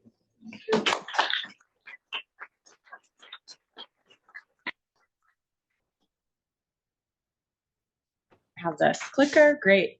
Okay, I haven't had nearly enough caffeine to be as exciting as Dan, but I'm hoping that that this will be of interest nonetheless. So it's great to be back here, obviously, amongst so many fantastic colleagues and former professors, former and current mentors, and really all of you come out to celebrate the contributions of Mark Tessler. So my presentation, hopefully in what is not overambitious fashion, is titled Stasis or Interregnum, Prospects for Political Transformation in the Israeli-Occupied West Bank. I first traveled to Israel and Palestine in summer of 2011, thanks in no small part to Mark having been my advisor at the time. I was fresh off of my first year in graduate school, traumatized from my first year in graduate school, and was hoping to do some field research originally in the Levant region, so in Syria or Lebanon or something. But as some of you might recall, summer of 2011, there was some stuff going on in the Middle East. So incidentally, we had Plan B, which was for me to travel to Palestine, to the West Bank, to work on a Rackham funded mentored research project with Mark as my advisor. So that's how I first got my start there. And I think Mark's contributions to my work will come up in a few different ways here over the course of the presentation. I will say a lot of the emphasis has deservedly been on his contributions to public opinion research, political behavior, Middle East studies more broadly. One fact that I like to mention is that I have 2 copies, not 1, but 2 of his 900-page history of the Israeli-Palestinian conflict that have been immensely helpful for me as a researcher, one at home and one at the office. So that's a little, just a little snippet of all the wonderful things I could say about Mark. So what I thought I'd do today is talk about sort of 4 topics, hopefully there's time. The first is to situate the contemporary occupied West Bank as a case, a more sort of case of a more general phenomenon. This is kind of a question that dogged me throughout working on my dissertation. Probably got the question from many people that are in the audience now, what is Palestine a case of? And the short answer to that is it's a case of a lot of things, depending on what you're studying. Is it a case of nationalist conflict? Yes. Is it a case of occupation? Yes. Is it a case of competing state building projects? Yes. Is it a case of settler colonialism? Yes. All of these things. But I'm going to make the case that for the political institutional environment of the West Bank, particularly since the 1990s, the framework of indirect rule is kind of what I'm using in my work to understand the stasis, right? The sort of status quo that we've been in here for a while. Then I want to talk about 2 different research projects. The first is a paper that Mark and I recently published that's looking at variation within that context of stasis, which is looking at variation across cohorts or generations in political attitudes in Palestine. And then the third point here is just to touch on my book, which is coming out next spring, which looks at another axis of, which looks at another axis of variation within the case of Palestine, which is local level geographic variation or variation local governance within this setting. And then finally, I think at the end, and then perhaps in the Q&A as well, we can talk about this sort of how I titled the talk, which is kind of thinking about prospects for political transformation in the current status quo in the West Bank. Okay, so I wanted to begin with this map of the West Bank because it's really striking in a number of ways, I think. So this is a territory that is only slightly larger than the state of Delaware. You can see the scale bar if you look closely at the bottom of the map. That's 10 miles distance. And within this territory, you have over 2.8 million Palestinians living. And you have over 460,000 Israeli Jewish citizens and settlers living in the territory as well. That excludes East Jerusalem. And this territory has been militarily occupied by Israel for 56 years. So I don't use the word occupation to indicate any kind of legitimacy or illegitimacy to Israeli or Jewish claims to be able to live in this territory. It's to describe an empirical reality of military rule. Right. And what this map is showing is basically some of the ways that despite one state, Israel, ruling or kind of having dominant control over this territory, some of the many ways that the populations, the Palestinian majority and the Jewish Israeli minority are containerized, are fragmented, to adopt the words of Mahmoud Mamdani, for example. So for example, in the inside here, which I don't think I need to zoom in, but maybe you can see slightly on the screens nearest to you, but you have this green blob, which is kind of the Palestinian population center of Bethlehem, Palestinian city of about 25 or 30,000 people. And around Bethlehem, you have zones in light orange that indicate where the Palestinian police are allowed to police. You have other zones in light purple, and then finally in white, where Palestinian security forces are subordinated to the Israeli military and are unable to operate. These zones also impact where Palestinians are able to develop, expand the city, engage in urban planning, access natural resources, etc. You have, in addition to the green, which indicates Palestinian population centers, you have blue kind of shapes in here that are the Jewish Israeli settlements. So where Jewish Israeli citizens with full access to Israeli law and citizenship live. You have road segregation. So you have blue roads here where both Israeli and Palestinian vehicles can travel, and then you have gray dashed roads where only Israeli vehicles, for example, can travel. And then finally, you have this, winding red line along the western edge of the West Bank, which is mapping the route of the separation wall between the West Bank and Israel, which in the inset in that area around Bethlehem takes the form of a 20 or 25-foot concrete barrier. So this is a picture I took from close to that region itself. So first I want to define indirect rule in general, and then I'll tell you why I situate the Palestinian case within this framework. So indirect rule in its most general sense is when you have some kind of dominant power or state, maybe you refer to them as a principal, that does not want to or cannot, except at great cost, provide some kind of governance functions over some subset of the population in the territory that it controls. So what do? They basically outsource governance or delegate some form of that governance to a local or indigenous intermediary, or what you might think of, the principal wants them to be their agent, right? The actors that they desire to be the agent. So that's the kind of purely institutional definition of indirect rule. But some add to this. It's kind of an elastic concept in the literature. But one kind of seminal scholar of indirect rule, historian and also, social scientist, sorts Mahmoud Mamdani, writes on indirect rule, and he describes it as a form of decentralized despotism. And it's very much associated with colonial rule, right? It is inaugurated in places like the settler colonies of North America.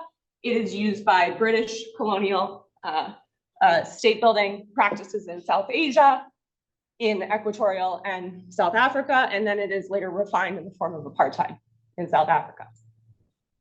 So for Mamdani, indirect rule entails an inherently bifurcated regime. You have distinct laws for the indigenous population that, according to Mamdani's terms, are kind of tribalized.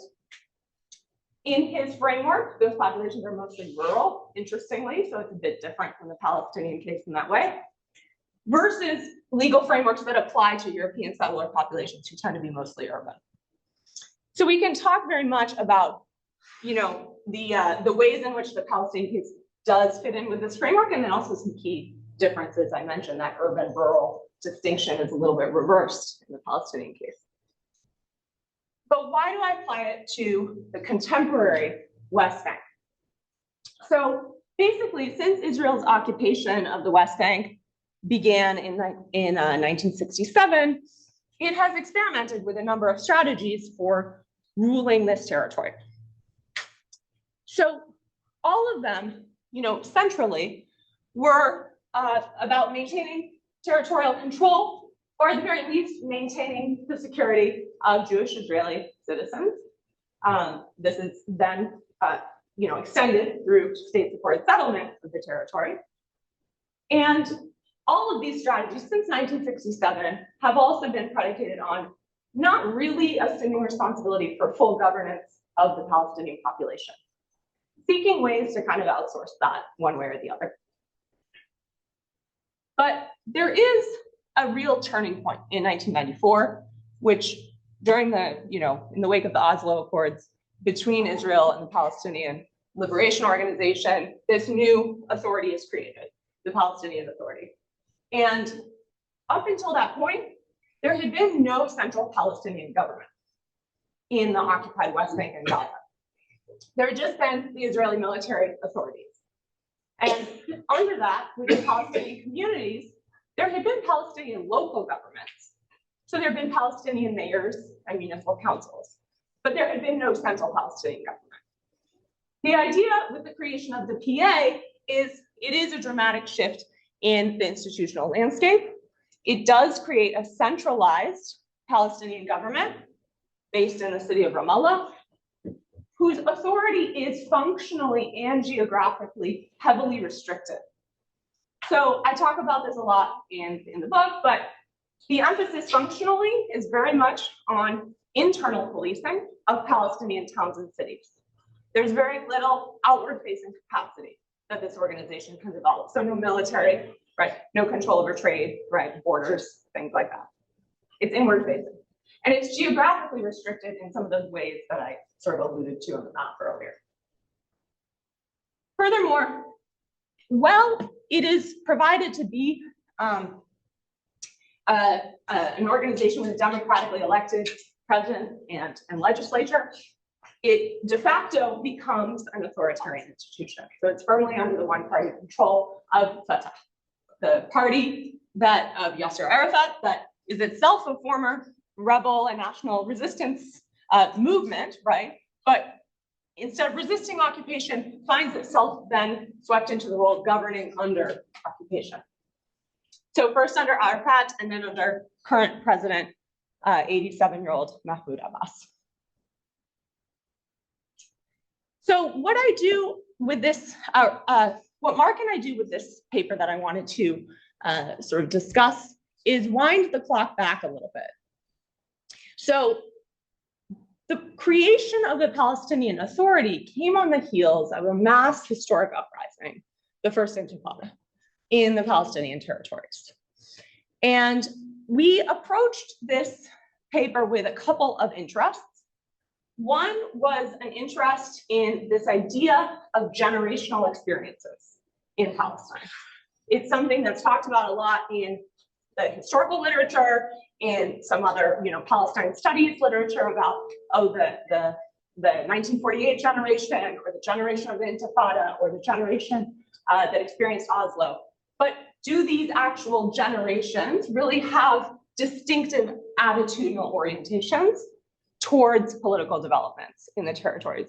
Do they really cohere as cohorts or as generations? So this was something that we were both interested in. And I was really interested in this moment of the formation of the PA, the formation of the Palestinian Authority, and this transition to this, what I've called this regime of indirect rule, right, where Israel was able to maintain its domination through and via collaboration with this new set of institutions. So what we do in this paper is, let me see if I can just, okay, I can't scroll there. So what we do in this paper is we're actually going to focus on one cohort or one generation in particular, which are those who spent their kind of quote unquote formative years, which you can define in a variety of ways. It could be mid-teenage years, it could be late teenage years into early 20s. We'll talk about that. Those who spend their formative years during this mass historic uprising and during that transition to the creation of this new Palestinian Authority. And the question is whether they are going to have distinctive attitudes towards the institutions that emerged in the wake of the uprising, towards this new Palestinian Authority.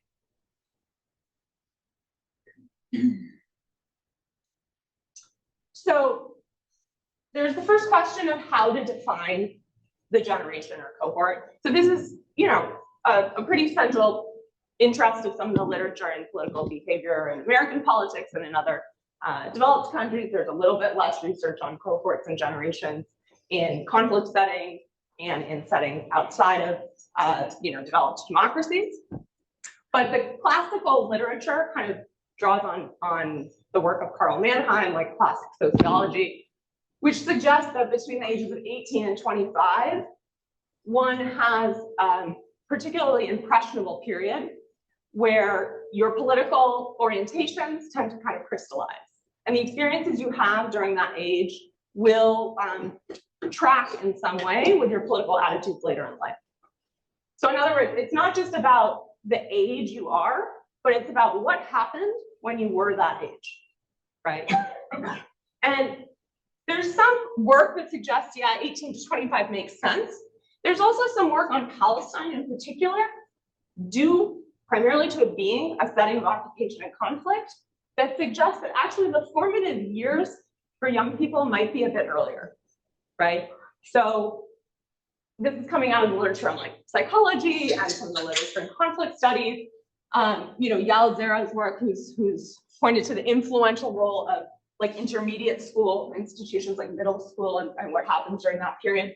So we want to experiment with a couple of different ways to define this generation. And where do we think they might have distinctive attitudes? Well, again, I'm interested in more institutional stuff. So Mark and I were back and forth for a bit on what we should focus on in this paper. I really wanted to focus on views towards these new Palestinian Authority institutions that emerged right out of the uprising. So in particular, we focus on their views towards the new police and security apparatus, so the police force. And of all the institutions,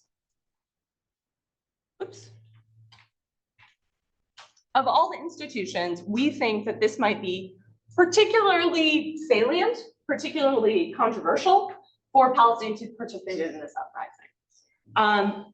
The new PA tries to consolidate, monopolize the use of force within those areas that it controls.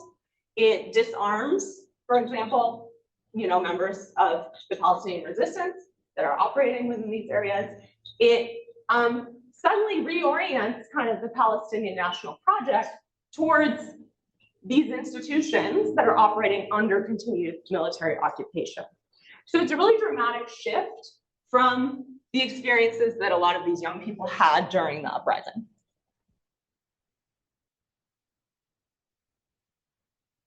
As this prominent scholar who wrote a whole book on the Palestinian police sector, Brynjar Leah, writes, when the formation of a police force precedes the establishment of a state, it turns our traditional thinking about police-state relations upside down. And that's what happened here, right? The Palestinians didn't have sovereignty, but they had this police force that was very inward-facing, policing Palestinian society. So what we do is we end up pooling, we pool basically 12 public opinion polls from the years after the creation of the PA up until the Second Intifada, so 1996 to 2000. So what that does is it gives us variation in the years, right? Which obviously we have to control for the time period of the survey. But it also means that we can control for the age of the respondent, because that is going to still leave us variation in cohort membership, right? Because someone who's, I can't do the math in my head, right? But someone who's like, 20 something at the beginning of one of these surveys might fall into our cohort. But if they're that same age later at the end of the survey in 2000, they might not be part of the cohort, right? So we still have some of that variation. What we find is that across the full sample, when we look at attitudes towards the Palestinian police, whether there's support for them or not, really gender, right? Region, namely, are you in the West Bank or Gaza? So this includes actually data from both. Your political affiliation, those are really significant drivers or correlates of your attitudes towards the PA police. Women tend to actually be more supportive. Those from Gaza at this time, interestingly, tend to be more supportive. And those who support Fatah, the ruling party, tend to be more supportive.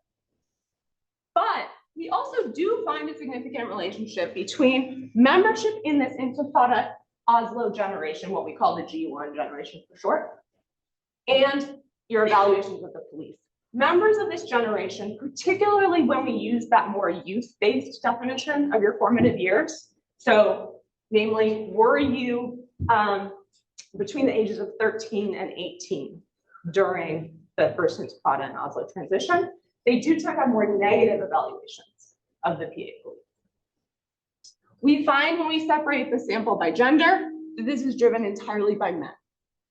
So it's not women from the Intifada generation, it is young men that basically, if they're members of that cohort, tend to have more negative views of the PA police later when they're polled in 1996 to 2000, when compared to other men and when compared, to everyone else, for example, controlling for gender. So we kind of explore, potential causal explanations for this relationship. The first is that perhaps these young men are particularly sensitive to dissonance between the values of the uprising and the practices of the Palestinian Authority more generally. In particular, the values of the uprising being more inclusive, more non-hierarchical, more oriented toward national or collective benefit, whereas the PA, to the extent that it's perceived as really focusing on privatization of those benefits in the forms of jobs and salaries, it's maybe perceived as unfair or biased, that that dissonance in values might drive this more negative orientation among these young men. However, we also developed this second potential causal explanation. We find more support for this when we try to test for potential mechanisms or mediating variables. But the second explanation is that, these young men in particular are going to be sensitive to the role of the Palestinian police specifically. And that has to do with what the police represent, right? They are, as I mentioned, engaged in disarming Palestinian society, suppressing Palestinian resistance, and ultimately subordinated to the Israeli occupation.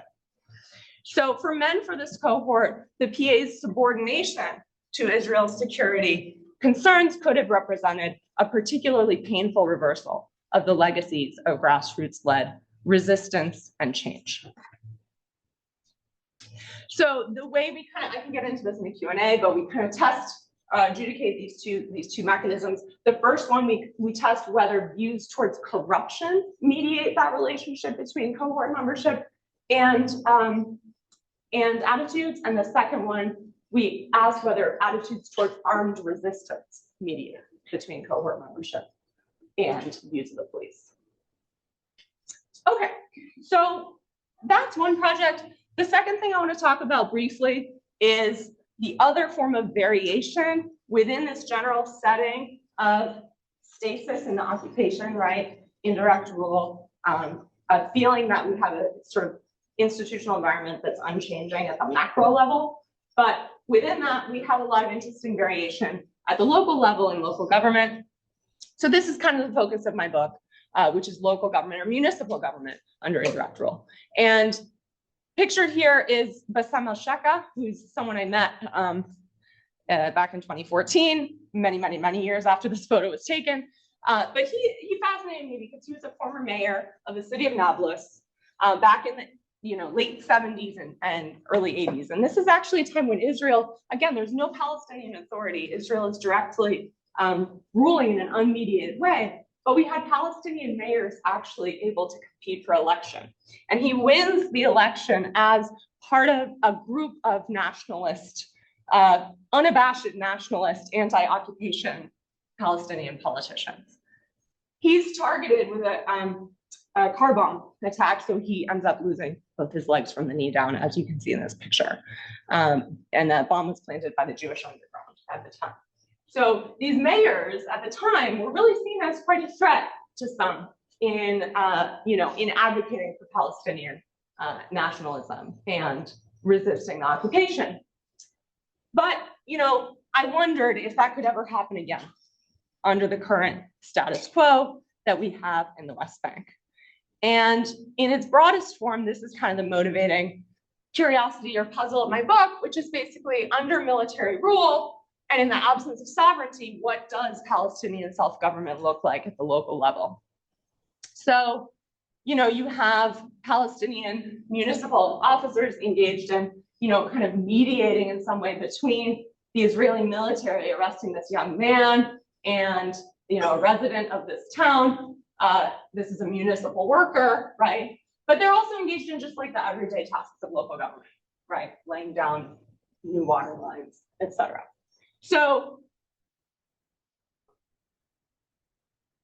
what I'll say, just briefly, try to summarize the book in 2 slides. What I try to do in this book is I put this kind of indirect rule regime in historical perspective with an in-depth historical analysis of local government in Palestine, dating all the way back to the Ottoman era. And the book itself draws on interviews with current and former Palestinian mayors from all across the West Bank, municipal council members, and others. And it develops and uses a new data set on municipal governance. So police and the policing and security regime during a critical period where you had actual political competition between Fatah, the kind of intermediary in the regime of indirect rule, and its opponents. So parties like Hamas, smaller parties like PFLP, and independents. What I find is that basically, I have a bunch of, notes here, but in summary, Israel's strategy of indirect rule really differed from other previous ruling powers in Palestine in a number of ways. And it differed in particular after that turning point in the 90s that I mentioned. What it resulted in was this indirect rule agent, right, that really emphasized internal policing and coercion. But what that did was it introduced substantial reputational risks for Fatah because it was serving as what was seen as an intermediary in the regime. And this affects local government in all sorts of ways. So on the ground, it's actually quite complicated. It's not always like Fatah versus Hamas, but there's all these, different networks of that people share, nuanced relationships that develop between local politicians. But nonetheless, we see distinctions in how they govern. So Fatah ends up actually forbearing from taxing or extracting maximum amounts from its population. It also exploits deficits and soft budgets to spend on broadly desired collective goods. All of this, I argue, to kind of counteract legitimacy or reputational problem. And then finally, its opponents, do a better job at generating revenue and taxing, and often realizing voluntary contributions, but they run into resource challenges. And so it's kind of a different situation for them.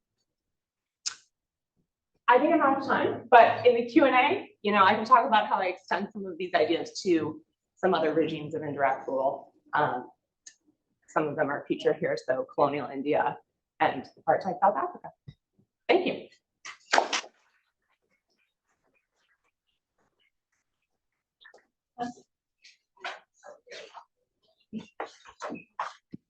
All right, so I am gonna run around with the microphone and you will ask super short, really brief questions that don't have 7 parts. Maybe have like 1 part.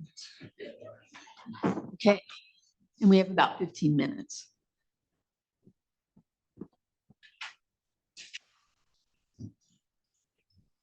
I was literal about the run.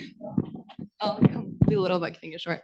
I guess I'll follow up with Dana for your presentation. This was very enlightening. I was wondering when you're talking about like the gender difference of like the G1 generation of like how you find more men have like antagonistic perceptions towards the PA essentially.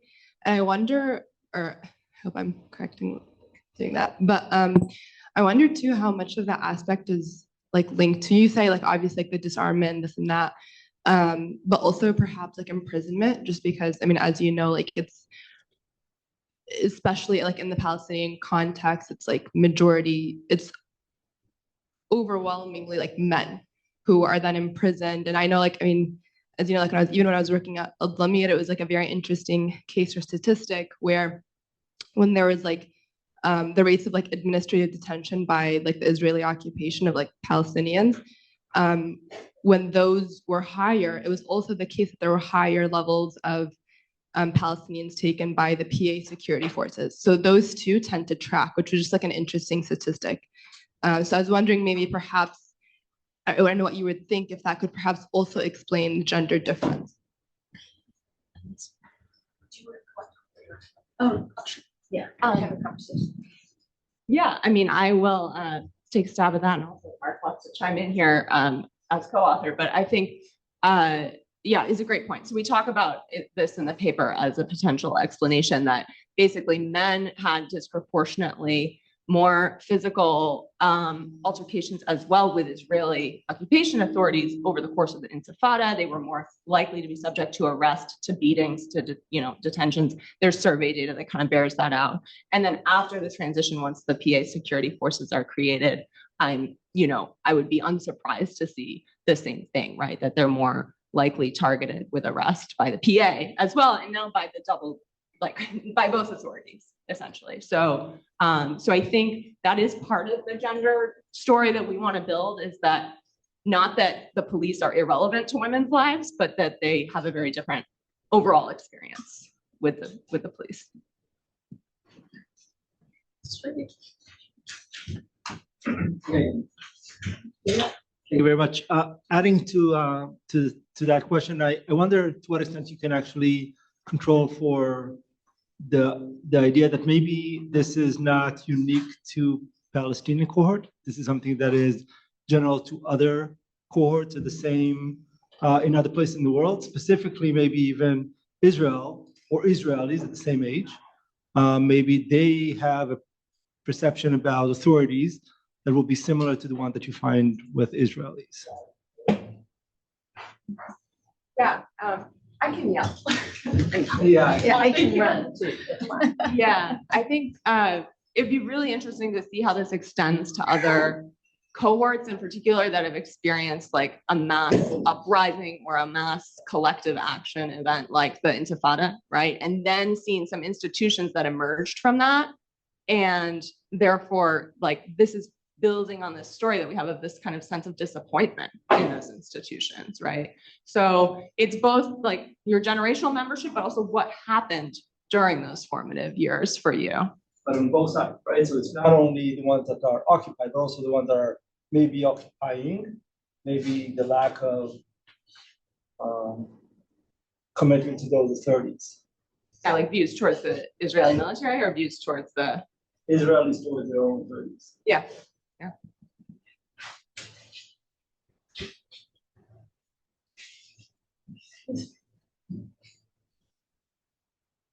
This one is for Lindsay.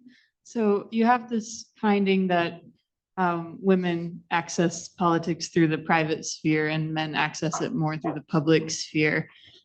I'm curious, it's obviously outside the scope of the paper, but do you have any intuition about whether that results in differing ability to get needs met or to see certain policies that you want acted upon in government, whether you're kind of accessing politics through the channel of the private or the public?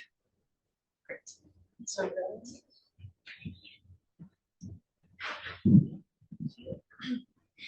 thank you very much for that question. I mean, it's definitely a problem if groups in society are not voting, because then their needs are not being represented in the institutions. In the case of non-democratic regimes or clientelistic settings, very often that means being able to or not being able to get things through informal networks, like such as services or help. And so I think, your question raises this tension, which is that there's a way in which the private sphere is empowering women. It's an alternate gendered pathway, but on the other hand, it's not. It may overlap in some ways with the public sphere, but it's not the public sphere. And so I think we have to be very careful to keep in mind that there is this tension, and that there is this way in which authoritarian structures, patriarchal structures are also being reinforced through this empowerment. So from a policy point of view, the policy implication isn't that we should support tribes. We should be, we should know the role that they play in society, but we also, through quotas and other measures, need to promote women being elected in the public sphere, so that they'll have an equal voice in the public sphere as well. Thank you.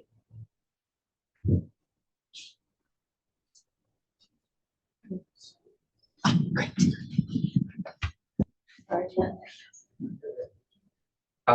My question is for Daniel. I think you hit the nail on the head with the need to go deeper, especially when you consider things like, is the person who is really religious actually going to say they're less religious because they always want to strive to be more religious? And that's a whole nother question. But my question to you is, how about tests of like Islamic knowledge as a measure of religiosity? What are the implications of that, and what are the shortcomings on the flip side that you think with regards to that question?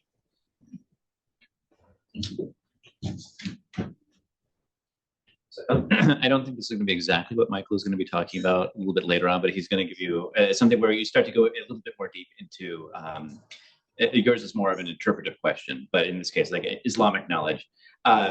So people who do political behavior have a long-standing interest in knowledge as some sort of a proxy for sophistication and how you think about politics and what you can do with it.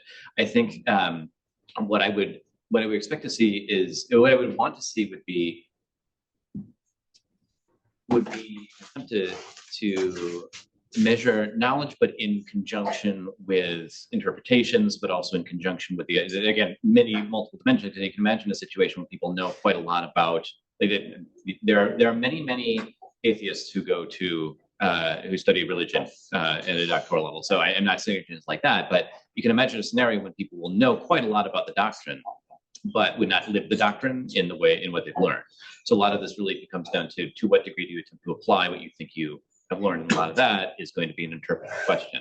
So I think this is one of the situations in which it's possible in our heads, we can talk about this thing called religiosity, but then religiosity in practice is going to be quite different depending on what you are attempting to do with it or what you're hoping you can do with it. Some of which will presumably be would follow from what you think you know about it. But there are lots of, this goes back again to the orthodox versus heterodox interpretations of doctrine. Some people know a lot about it and know precisely what doctrine says you should do, and other people who know very little about what doctrines say they should do would consider themselves equally religious or equally pious, but what they do with their piety is going to look very different on the basis of what they're working with.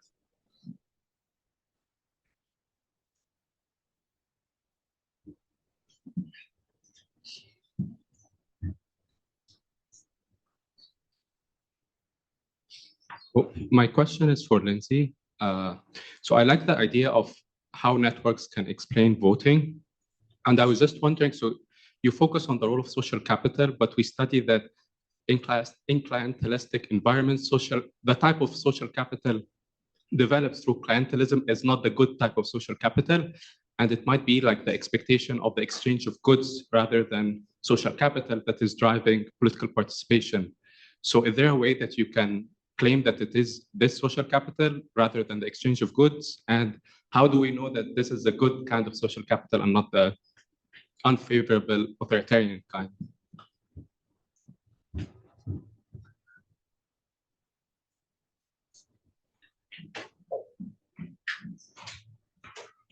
Thank you. That's such a smart comment. So thank you for that. And I think those who have written about Wasta as social capital really engage with this question. If the underlying norms of exchange are, it's a quid pro quo and it's reinforcing unequal power relations, this is something what should we do about this? And I think, for me, I would separate those two things. I would just empirically think about the way that networks and exchange networks are functioning in the society, while at the same time thinking about the need to reform the institutions and to create democratic institutions to really create the foundation for equality to even exist at all.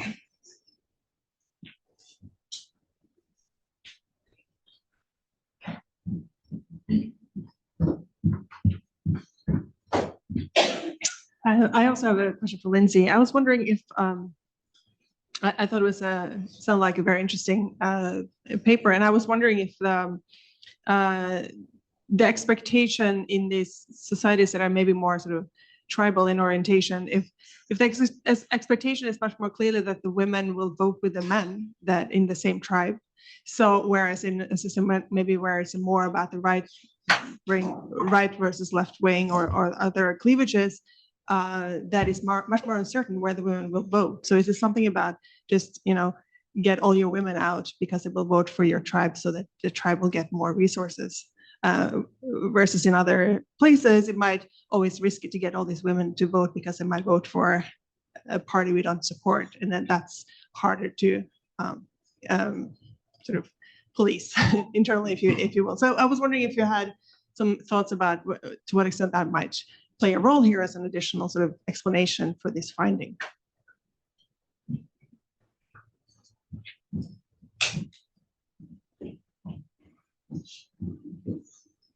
Thank you. That's a great question. Also, I think you're absolutely right that when we're talking about tribal mobilization of voting, we're really talking about, collective decisions about which candidate someone will vote for.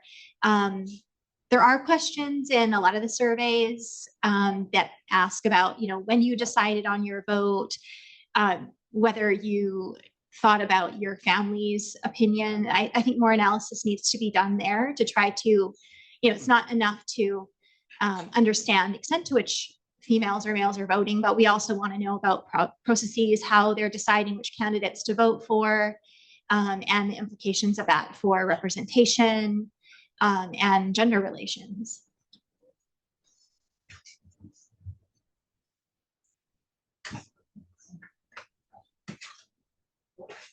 I don't know if others had to. Okay. So thank all three of you for great presentations. But my question's for Dan, and that is, you make a really compelling and great case for why we should sort of disaggregate and think more deeply about religiosity. And I'm wondering if we want to think more deeply about democracy as well. I mean, that's because you're launching whatever dependent variable we're really thinking about, right? So we can think about, the liberalism part of that. We could think about participation. We could think about, sort of broader sets of beliefs, et cetera. And if we do that, I mean, I'm wondering how much you would agree with or disagree with a case that says actually maybe sort of, kind of broad concepts of religiosity and democracy are maybe not the way to go, but we really want to think about how does, do religious beliefs affect, sort of your attitudes towards liberalism or something along those lines. Is that, would you agree with that or would you disagree with that, and sort of why is the question? Yeah.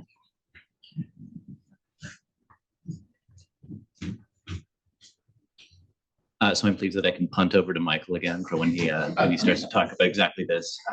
I think that the first part of the question is great. I mean, I was talking about religion writ large and religiosity. You can make pretty much the same claim when you want to talk about what it means to talk about democracy, or what elements of democracy are you actually considering when you're saying there's a connection in some hazy way between this thing we call religion, this thing we call democracy. I mean, people like Michael have started in on this because we can talk in very broad brushstrokes. Like we can loosely agree that there's this thing called religion, this thing called democracy, and we can find some very broad connections between them. I think as we start to talk about the mechanisms of it, or the more intricate connections, then we do have to start talking about what it is about religion, if it really is the beliefs themselves, or the interpretation of the beliefs, or knowledge about what scripture suggests and the degree to which you actually think scripture is relevant to your life. But then we also have to think about which elements of democracy this is even relevant to. So one of the things that Mark had been doing for quite some time is distinguishing between the role of religion in public life. Like, should it be something for economic affairs? Should it be something about political affairs and administrative affairs? Should it be something about family law? Should it be pick your element of interest? Some of which seem much more connected to what we tend to think about with democracy than others do. So it would suggest that there are going to be some components of democratic rule or democratic governance that will be very tightly connected with people's religious beliefs, and some that just won't have anything to do with it at all. And I think some of that comes up in Mark's work in the past, where he can show that, look, there are sometimes it is completely irrelevant how pious or not pious you are in terms of your views on democracy. And even how pious or not you are almost doesn't tell you anything at all about what you think the role of religion should be in public life. Which in some sense is fascinating, because it suggests that there are lots of religious people who don't think that religion should play a role. But the flip side is that there are lots of non-religious people that think it should play a role, which is almost more interesting because it's almost weirder. But I think it's a strange thing to think about, but we have to start applying that to what we really mean by democracy as well. Great. So we are right at time. So one thing to say is thank you for putting up with this, because if you are sitting anywhere over there, there's some weird fan in the ceiling. You can't hear anything unless there's this. So I'm just planting a seed. So that after the next time, so running around with the mic is totally worth it, even though if you're sitting right here, it seems irrelevant, So right? everyone should sit over there. Maybe, but no, but just make sure that, so this is good. Anyway, so thanks to the speakers, how great, and I think there's coffee. So 3:30, we're back here. Thank you. Thank you. All right, our next, we have two speakers for the next second session. The first is actually going to be on the screen. Amaney Jamal could not make it at the last minute, sadly, for her and for us, but she's going to do a presentation via Zoom. Amaney Jamal is Dean, Princeton School for Public and International Affairs, and the Edward S. Sanford Professor of Politics, Professor of Politics and International Affairs at Princeton University. And our second presenter is Michael Robbins, who's project director and co-principal investigator of the Arab Barometer study at Princeton University. So like last time, we will have both presenters present about 25 minutes or so, and then we will have Q&A after that. Okay, thank you, everybody. Hello, everyone. So I want to say it's a great pleasure and privilege to be with all of you today. I'm really sorry and actually very disappointed that I couldn't join you. For those of you who know, I've been struggling with some issues related to my knee and leg, and I exacerbated the whole problem that I've been dealing with for the last 8 months over the last weekend. And so my doctor advised me not to travel because of concern over not only the pain, but also blood clots. So I do apologize about that. There would really, unless it was health related, nothing would really prevent me from being there. As you all know, Mark is not only an outstanding friend, but outstanding mentor. And I'm really delighted to be part of this and be part of all this tremendous sort of acknowledgement of all the great work Mark has and continues to do. So Mark, you've inspired all of us, really shaped my own career trajectory and how I think about research questions. And your mentorship, your generosity, your wisdom, and always willing to share your insights and data, especially in the early stages of my career, really were sort of groundbreaking for what I was able to do. So I'm very, very grateful for that. And Michael and I are sort of presenting at this session of the panel, and what we thought we would do was sort of just take a minute and talk about the Arab Barometer in terms of wave 1 and Arab Barometer wave 8, which we're sort of working on right now and preparing for the field. But wave 1 is something that Mark and I worked on back in the day, and I spent yesterday and today just looking at some of the paperwork we were assembling to secure funding. And literally for about 16 months between October 2003 and December 2004, Mark and I were almost weekly just scrambling to make sure that we had funding for for that first wave. So Mark, if anything, I was able to look at a lot of the emails and exchanges and some of our joy and frustration in terms of trying to secure funding for that first wave. But the funny thing is, and this is like my 1 minute sort of take on the first wave of the Arab Barometer. The funny story there is, for the first wave, we began, as we're begging for money, really begging for money and trying to justify the rationale for the Arab Barometer, we were proposing the slimmest budget per country, simply just to make sure we had funding. So we were asking for, I think in one proposal, Mark, it was something about around $30,000 to $40,000 for a sample of 1,200 individuals in each country, which basically meant that all the other work we were doing was basically pro bono. And at the time, we really didn't have that much assistance. Mark and I were doing a lot of the data analysis and the write-ups in that first wave. We were lucky then in wave 2 for Michael Robbins to join us, and that's just been like life-changing. But I'm also grateful because in those proposals, we always wrote that ISR was going to be an arm of support for the Error Barometer. And if it weren't for the for ISR and the University of Michigan, we wouldn't have been able really to get this project off the ground. So that all came back as I was looking at our notes on that. So the Error Barometer was a project that involved 2 of us and many of our partners and collaborators in the region. And Michael will sort of fast forward and take you to wave 8. But with that, I want to sort of segue to an academic project per the instructions that we received from Ken. Ken asked us not to sort of present Error Barometer data, which I thought, we thought might be what you were looking for, but Ken urged us to present some of our academic work and sort of talk about how it was inspired by some of the work that Mark did. So I actually am deviating a little bit from my comfort zone. I'm presenting a new book project here, so I'm going to try to do it in 20 minutes now. There is a public opinion component here, and I'll sort of talk about how my work with Mark links to how I've sort of treated the public opinion component here.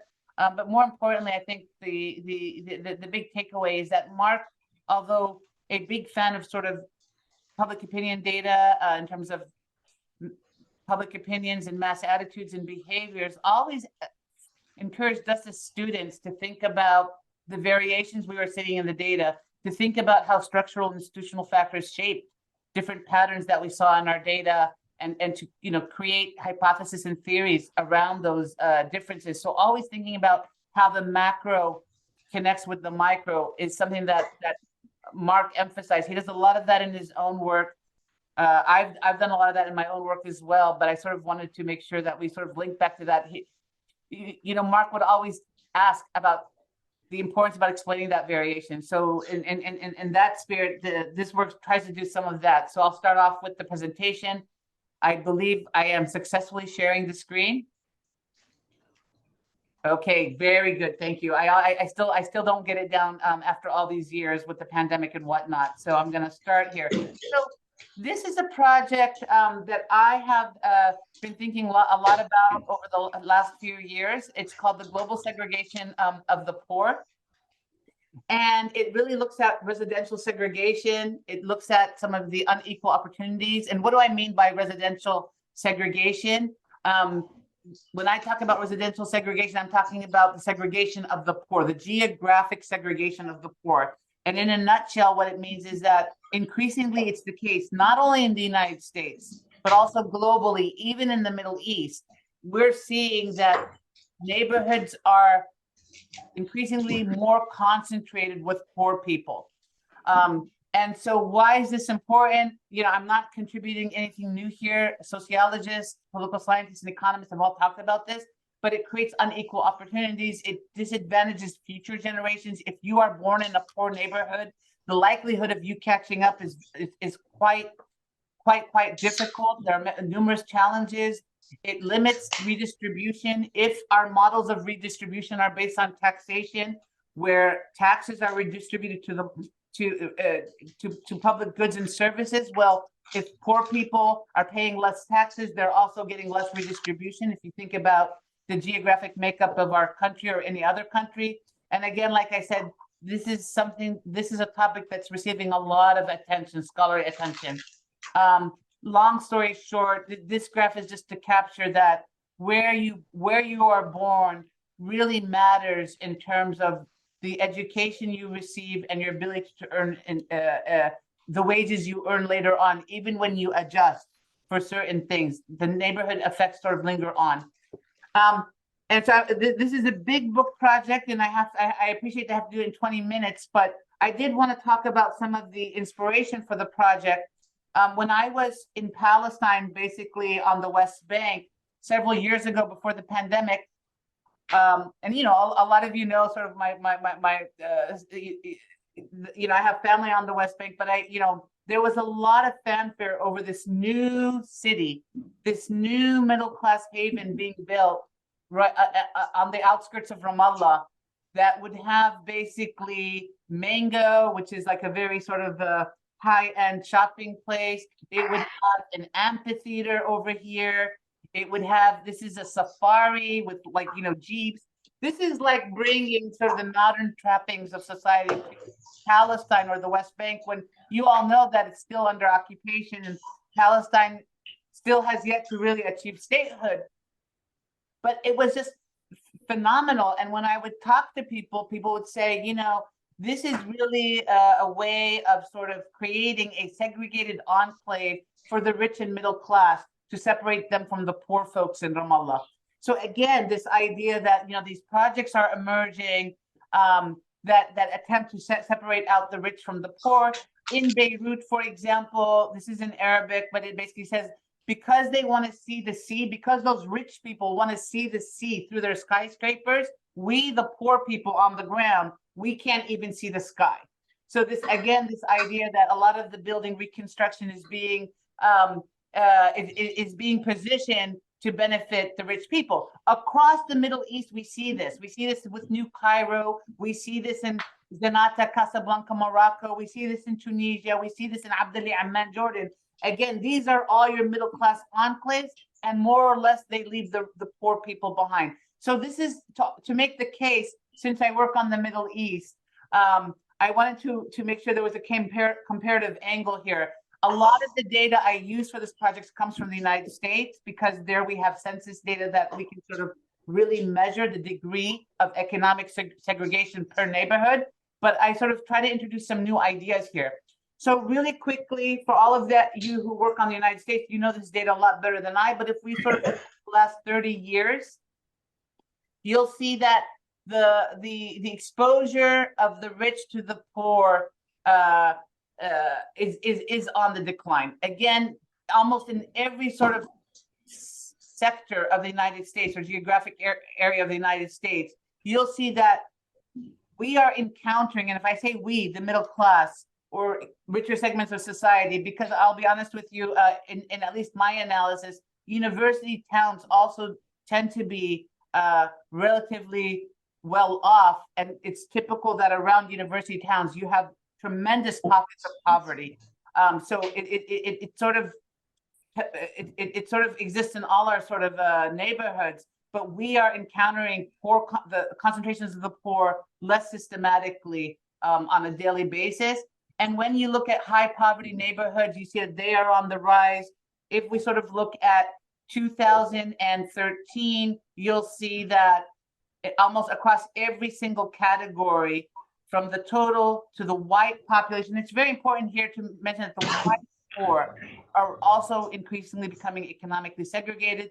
Blacks, Hispanics, it's on the rise. If we think levels of inequality are growing, then of course it's going to map onto economic segregation as well. Now, I'm a comparativist. I don't work in the US, as many of you know. So why is this interesting to me as a comparativist? And here's why. Theoretically, when we look at the key and core theoretical canons in comparative politics, it is always about a story when we think about state formation and the emergence of states in the modern period.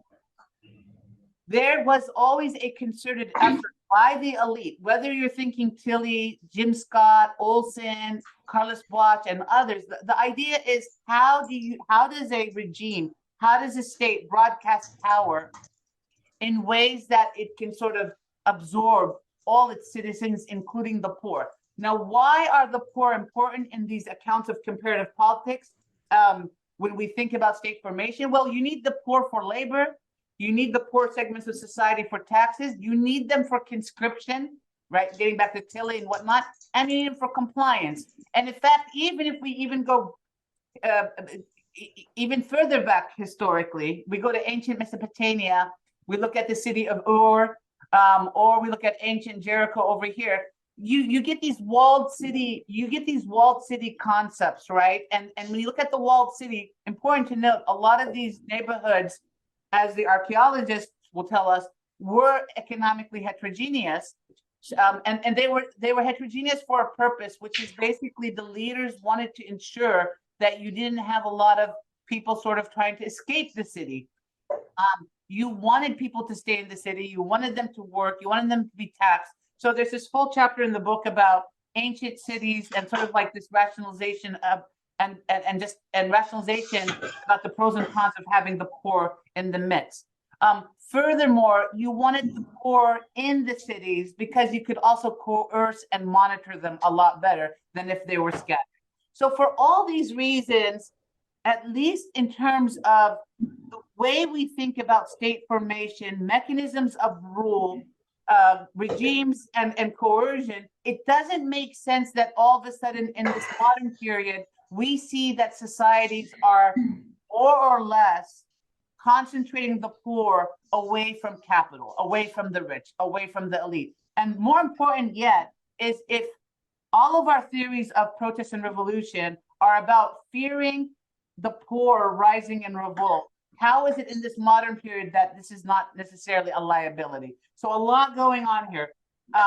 So it's kind of like this, what I call in the book, the Goldilocks approach to the poor. And when we think about comparative politics, you don't want the poor too close, because the closer they are, the more you have to redistribute, but you don't want them to be too far away because you fear revolt. So the comparative politics literature typically contends with this issue between the relationship of capital and the poor in terms of how much do the rich really want to redistribute? How much do they have to redistribute? Well, what is enough so that they don't end up revolting against the rich? Segregation, forget about the normative debate for a moment. Segregation actually relieves elites of this dual threat from the poor, right? If you could get rid of the poor into economically segregated neighborhoods, then you don't have to worry about redistributing, but you must worry about mobilization that can sort of threaten the regimes.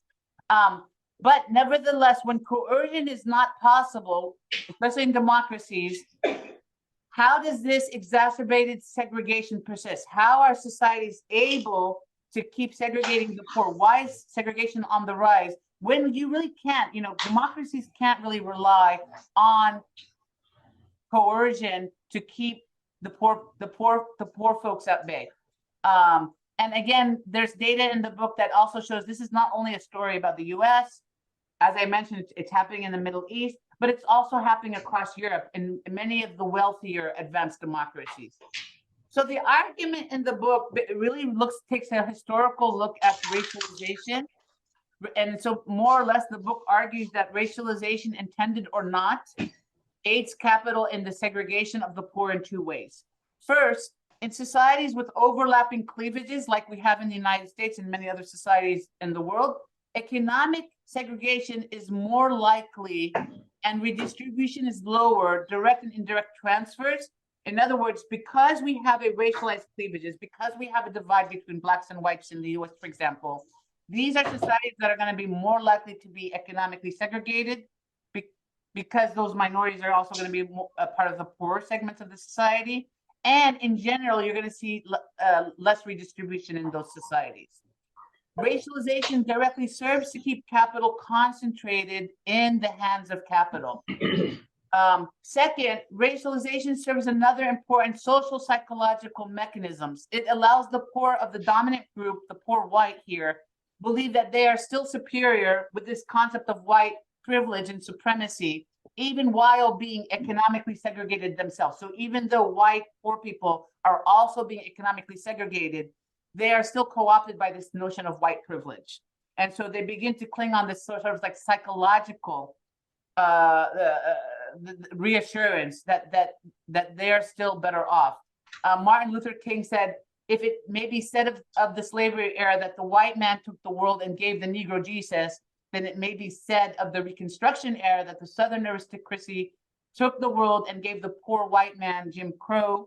He gave him Jim Crow, and when his wrinkled stomach cried out for the food that his empty pockets could not provide, he ate Jim Crow, a psychological bird that told him that no matter how bad off he was, at least he was a white man better than the black men. Further, racialization prevents or at least impedes collective action among poor segregated groups because of the racial divide. and I'm not going to have time to go through all of this, but think Black Lives Matter, Wall Street. Those were distinct racial mobilizations. We don't see the mobilization around class interests among Blacks and whites more systematically, and I have some data to show that as well. And so the data, I rely on data from the US and the United Kingdom to sort of show how this argument plays out in real time. So the observable implications of my argument is that cross-nationally, I would argue that societies that have an ethnic or racial cleavage are more likely to be economically segregated. And how do we measure economic segregation? I'm not introducing anything new. I'm relying on the dissimilarity index, sort of championed by my colleagues, Doug Macy and others in sociology at Princeton. Here's that formula. It basically says in any tract, any census tract, what fraction of one group lives alongside another. And here I'm looking at economic distribution within those units. So really quickly, if you're a comparativist working on the developing world, especially, you know we don't have good census data, and you know that we can't obtain the census data from across the world. So if we want to sort of measure economic segregation at this very fine level of a tract level comparable to the US tract, for example, it's just impossible.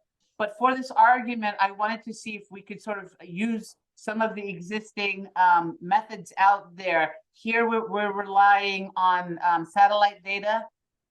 So more or less, we use satellite data to measure the degree of economic segregation on a population grid. It's a lot of sort of a lot of explanation has gone into this appendix. I'm happy to answer questions in the Q&A, but more or less we were able to sort of map on satellite data over a population grid, and then based on luminosity, measure economic segregation within units. It's not by any means, it's not airtight, but it's sort of like the best thing, sort of like one of the better things that we do have.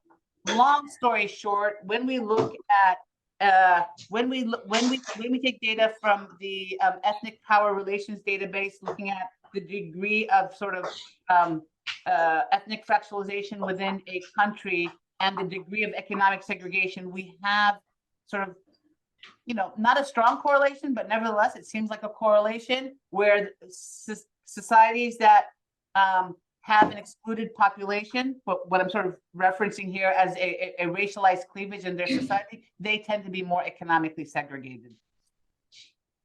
So the second observable implication is that this same pattern should apply to the US and UK. Here we have better data. We have census data. So in order to calculate these measures, a lot of data were used from the US Census Bureau data from 1980 to 2010. The poverty status up until 2000, this came from the American Community Survey. There were some adjustments because over decades, there were changes in some of the estimates, so we had to correct for those. Long story short, there's also a major appendix around here. I just wanted to show you some of the correlations here. Counties, now this is at the level of counties that have a racial cleavage are also more likely to be counties that have economic segregation. That's nothing new. We sort of know that. But more importantly, what's interesting is that, sorry, really quick, I just gotta get back here. Yeah. You also see counties with a racial divide are also counties where you see the poor white also segregated. So in other words, someone like these patterns or these institutions that are in place that have reinforced the marginalization of minorities and Blacks in particular also affect poor whites. And so that's why that growing percentage is on the rise. I'll come back to this in just a bit. So if indeed then you see more poor whites living in counties with poor Blacks and they're living in the same neighborhoods because of the patterns of economic segregation, well, is that an opportunity for collective action? Is that an opportunity for solidarity, right? since there is this sort of economic disparity inflicting both communities. What I argue here, though, is that when you think about racialization and the racialization paradigm, it really forces this idea of downward comparisons that sort of bolster white privilege. And again, I know one of our Jardina, Ashley Jardina wrote on this. She's also a Michigan student, and I know she, she's also coming at it from a public opinion perspective. So her work was very instrumental for this.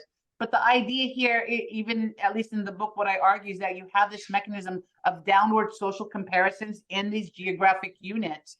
And even while the poor white, on average, they are doing worse today than they were, let's say, a decade ago, they still have, they still espouse this idea of relative advantage because at least they are better off than those poor blacks in their neighborhoods. So, contact theory would have us believe that no, once you put racial groups together, it's going to solve all the problems. We know that there's been a lot of criticisms and reviews of contact theory, but I'm arguing that no, social comparison theory, where you have basically, that poor whites acquiesce to their marginalization because at least they are better off than poor blacks. So even while they are their lot is deteriorating, they still feel like they have some kind of racial advantage. And for the second option to hold, so I'm arguing that the Kumbaya contact theory one doesn't, but for the second one to hold, racialization must remain a dominant social structure where white is superior to black at all times. So really quickly to test this, we had to map out, I know time is of the essence. For the dependent variable, I look at racial resentment attitudinal measures from the cooperative election study, which includes racial resentment variables at the county level. I am therefore able to merge this data set with the county data set used to calculate economic segregation scores. And I can talk about correlation versus causation in Q&A, please. I rely on two key measures of racial resentment, white advantage. And I think all of you will know this one. The second set of questions probes racial resentment, the extent to whether white poor living in these segregated areas are more likely to hold empathetic or non-empathetic views towards blacks. So long story short, I look at poor whites living in close proximity to poor blacks, so that they are versus poor whites who are not living in close proximity to poor blacks. Systematically, on average, it's the poor whites who are in contact with poor blacks. They are more likely to have racial resentment and more likely to feel, more likely to be invested in white advantage. So it's sort of, it's not substantiating anything that contact theory would have us believe. So poor whites living in economically segregated areas are more likely to believe in white advantage, and they are more likely to fear other minorities. I cite Jardina's work here to sort of, she has a lot of great qualitative material that sort of unpacks some of those mechanisms here. And then very quickly in the book, I also look at white privilege and collective action. I use the GDL database to look at labor protests in the United States between 2010 and 2015. I map that onto the county segregation scores where you have poor whites living in close proximity of poor blacks. You have a lesser chance, a lower probability of protests, a labor protest across the board. So it has hindered collective action. Extending that logic to Europe, I also find that societies with a racialized cleavage are more likely to have weaker unions, weaker labor unions on average. So again, this idea, the way in which racialization has sort of allowed capital to accumulate and allow for this economic segregation to sort of proliferate. And we're not seeing sort of the responses, at least we're not seeing the collective action responses that you would assume would come with that economic segregation. Long story short, when I talk about this, I often feel that when we talk about the segregation of the poor, it really is bothersome when we think about this. Like, are we really societies that are fine with the growing segregation of the poor? You know, and I'm not trying to cast any judgment. I'm just trying to say, like, this is happening. But what's really curious to me is this story. Here on the left is Lincoln Square in New York City, up the road from where I live. Here is 2014 London. These are your mega skyscrapers. And when these skyscrapers wanted to get permits in both of these areas, the cities of New York and London said, well, you have to allow for X number of units for the poor. The owners agreed. But what they also agreed is that, okay, here's where the millionaires will come in. Here's the poor doors in the back for the alleys of the poor people who are basically on Section 8. Similarly in London, here's the lobby, here's the entry. This is where the poor enter the building. So in 2016, 2014, in our elite liberal, I hate to say this, you know, this is not happening in the South. These are happening in very liberal areas as well. We have poor doors because the rich don't want to see the poor. So the fact that we have economic segregation going on in our society shouldn't be something that, you know, really surprises us. So in conclusion, inequality and segregation, capital accumulation has been facilitated by racialization. Consequences and solutions to inequality policies often don't take race and or systemic and structural racism into account. I like to always say, when you read Piketty's Capital that won the Nobel Prize, it's about a good 600 pages. It does not really mention race once, and it's about inequality.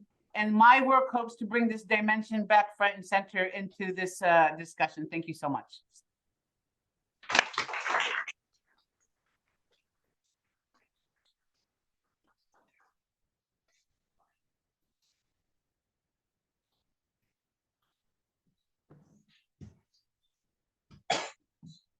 Thank you so much. It's wonderful to be up here. Wonderful to be back in Ann Arbor. It's been a number of years, and thank you, Mark, for inviting me. It is amazing to be back here to hear all these presentations, hear some of the similar stories. Dan, unfortunately, I mean, you may not have known Mark was here when you were coming. I did, and that's actually why I chose to pick Michigan. So, but also with Diana, Mark sent me to the Middle East for the first time in 2006. It's actually when we first started the Eurobarometer. I was on the ground for the first survey. I remember coming back from the field, seeing the first ever interview conducted by Eurobarometer. So certainly a lot of the stories were all kind of the same, thinking about the role Mark has had. And also just, it is amazing too, just the global reach. I mean, not only we talk a lot about the barometer, I'll tell a little bit more about that now, but also just the global barometer survey. We have Minhua here, who was Mark's student, who's now the head of the global barometer, which is all the sister kind of barometers together. I think we cover more than 100 countries total. And so it is amazing just the reach that you've had, and certainly an effect on research, not just in the Middle East and North Africa, but across the world, certainly with your students. So it's really remarkable. I did just want to say a bit more about where we are today as Eurobarometer. So Amaney gave kind of the early stories of trying to find funding, some of their challenges, but we are at this point, it's essentially a research network. We have people here from Tunisia, Yusuf and Aman, who are our leaders there. And so it is really something that's grown much more broadly to measure social, political, economic attitudes across the region. We are the longest standing and largest repository of publicly available data on the region. And that really is a tribute to what Mark and Amaney as well started back in 2006. And we really do have, and I think Mark set out well with this, as a mission to really track attitudes and behaviors, produce reliable data. The second was to build institutional capacity. Ken's talked some about that with Sasri, with some of the others in Algeria, with the work that we've done there, and really to disseminate the knowledge. I mean, it is something that isn't just meant to be in the ivory tower, but is meant to be much broader. So to date, we've done more than 125,000 personal interviews. I think once we calculated how long that would take, you put them all back together, and it'd be about 600 years of data. So it is something pretty remarkable. It's 87 nationally representative surveys, and we have completed 7 waves across 15 different countries, and are now just starting our 8th wave. We began fieldwork two weeks ago with that. So it is kind of a remarkable project. And the data are all open source and publicly available for analysis. So it is something that we've really worked to try and provide that for scholars, and Lindsay has presented on some of that and others as well. So it really, I think, brings together a lot of the work that he's done. We certainly produce, as well as in dissemination, just thinking about that, the top reports that are available for download. And then even the last wave in the first 6 months after release, we had more than 1,000 media hits. And I think what's really remarkable about that is it started kind of as a smaller academic project, but it has grown. And at this point, 2/3 of those media hits were in Arabic. So it's certainly something that is affecting the region, and I think really goes to Mark, certainly his academic credentials, but what also he's done to really influence the region. This isn't something that's just used by US academics, but is much more broadly used, including by policymakers across the region. It's been remarkable in the last wave to see the influence that this has had with the Lebanese prime minister using the data. Jordan's prime minister has been confronted with the data to account for what's happening in Jordan. Morocco's former prime minister cited it on the in the floor of parliament. So it is something that really has had an effect. I think we often think about it and that Michigan and other places as being part of the academy, but it is something that really has taken over and I think become a really critical piece to try and help societies, help people there think about their societies, measure it, and it is really trusted. So it is a huge, huge development. With that, I will talk some, and what I want to talk here about today was actually kind of a tribute, something that we're doing out of the work that Mark has done directly, something that he examined and was certainly one of the papers. Dan's already put it up on the screen in comparative politics, but thinking more about popular support for Islam or political Islam and democracy itself, thinking about how do we understand this relationship. So really the research question we have is there a relationship between support for political Islam, i.e. wanting Islam in the political system, and democracy itself? And then really a few sub-questions are, is this relationship conditional on interpretations of political Islam? And how does this relationship vary, if at all, across space? And certainly we could do time, but here we just think about, does it vary across countries?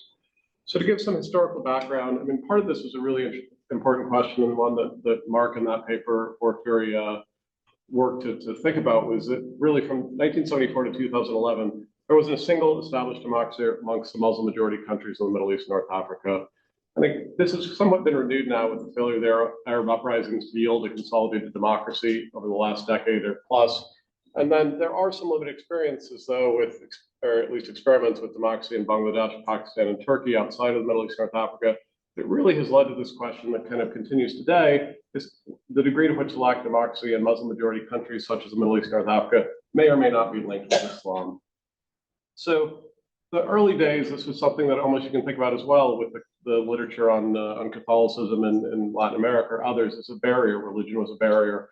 So even in 1998, Amrava talks about Sharia, by definition, has a central role in politics, society, and culture, yet it's antithetical to democracy, is his claim. Ernest Gellner says Sharia represents an inescapable blueprint for social order, in effect, something that can also be a barrier. Bernard Lewis says that Islam lacks an equivalent to the theological separation of church and state, such as render unto Caesar the things that are Caesar's and unto God the things that are God. But there isn't this tradition of that would allow for democracy to take root in such societies. And Kaduri says the ideas of security of the state and of society being composed of a multitude of self-activating groups and associations, all these are profoundly alien to the Muslim political tradition. So by implication, Muslim publics who favor the implementation of Sharia are in fact potentially a barrier to democracy.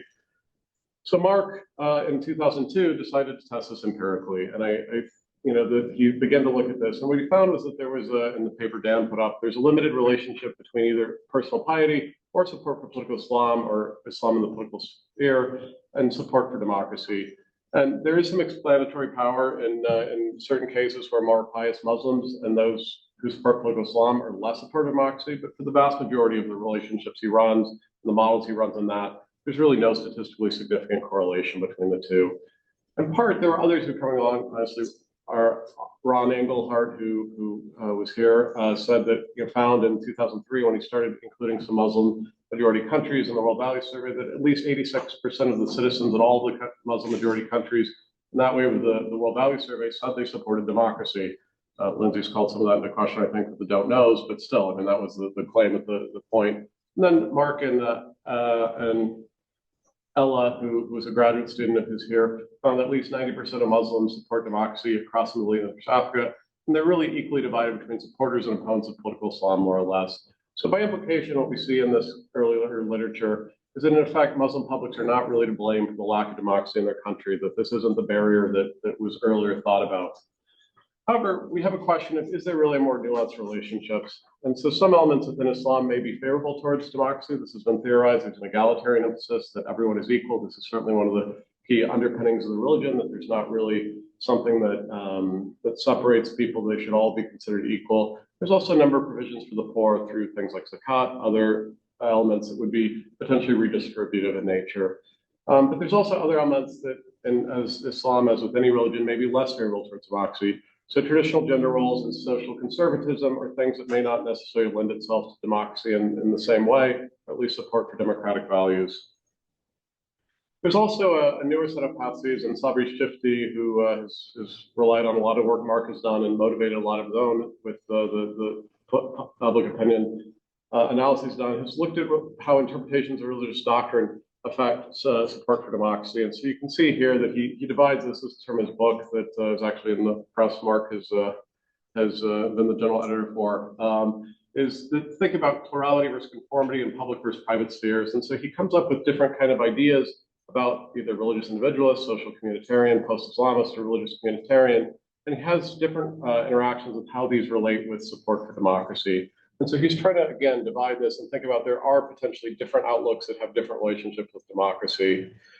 So in a paper that I've worked on with Liz Nugent, Rebecca Littman, Christine Fair, and Sam Dunham, we're trying to think about this in terms of thinking about how is there a relationship here? Can we potentially find something that isn't a null result? Can we lend a little more insight into what is the relationship here and can potentially expand that? And so what we find is what we perhaps unsurprisingly say, and on the work Sabri's done, is ordinary Muslims will have a differing interpretation of the Sharia. It's not universal. It's not something that's agreed upon. Kind of the point Ellen and Dan were talking about. There are a lot of different pieces. This is not something that's easily measured, but certainly there are differences.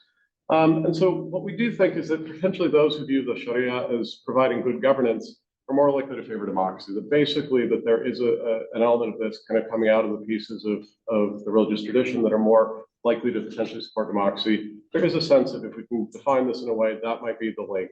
And then the third is that those who view Sharia as placing restrictions, so potentially putting restrictions on women, putting restrictions on other elements, are those who may be less likely to favor democracy. This isn't really what democracy would potentially lead to. And so what we do is we take data from the Arab Barometer in the fifth wave. And so we have 12 nationally representative surveys of those citizens who are 18 and above. We have a wide range of countries across the Middle East and North Africa, Algeria, Egypt, Iraq, Jordan, Lebanon, Libya, Morocco, Palestine, Sudan, Tunisia, and Yemen. We have more than 26,000 personal interviews in this wave. We've done all the surveys face-to-face using area probability samples, complex survey design stratified by governance and urbanity. And this was fielded right before the pandemic. So from 2018 to 2019, and by local partners in each country.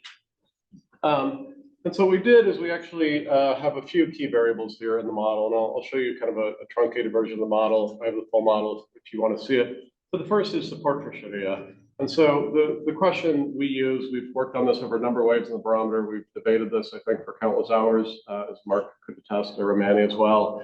But what we've used now is, from your point of view, should laws of our country be based entirely on the Sharia, mostly based on the Sharia, equally based on the Sharia and the will of the people, mostly based on the will of the people, or entirely based on the will of the people? So in a sense, a marker. And some people might say that, again, that the two don't necessarily are not opposed to each other, that the will of the people may actually be consistent with the Sharia. So it is something that is there, but it does give us a baseline from those who want entirely the Sharia and those who believe the will of the people.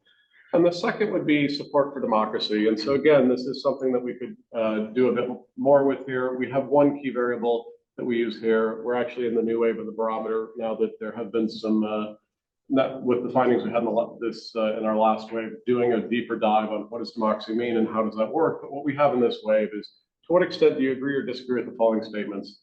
Democratic systems may have their problems, they may not be perfect, yet they're still better than other systems of governance. And so we take these as the key variables. What we do is take a newly proposed battery. So this is a battery that was developed, Liz and others developed this in a study for Pakistan. And so it's the interpretation of Sharia. Think about, how do people think about this? Is it the code how do they understand this? Because again, this comes back to the knowledge question we're talking about, that there are a lot of different interpretations, there's different views, there's different emphasis. things that it emphasizes. So here's a list of things that some people say that when they're talking about government under the Sharia. How much do you agree or disagree with the following statements? The first being a government that provides basic services such as health facilities, schools, garbage collection, road maintenance, etc. The second being a government that does not have corruption, so clean governance.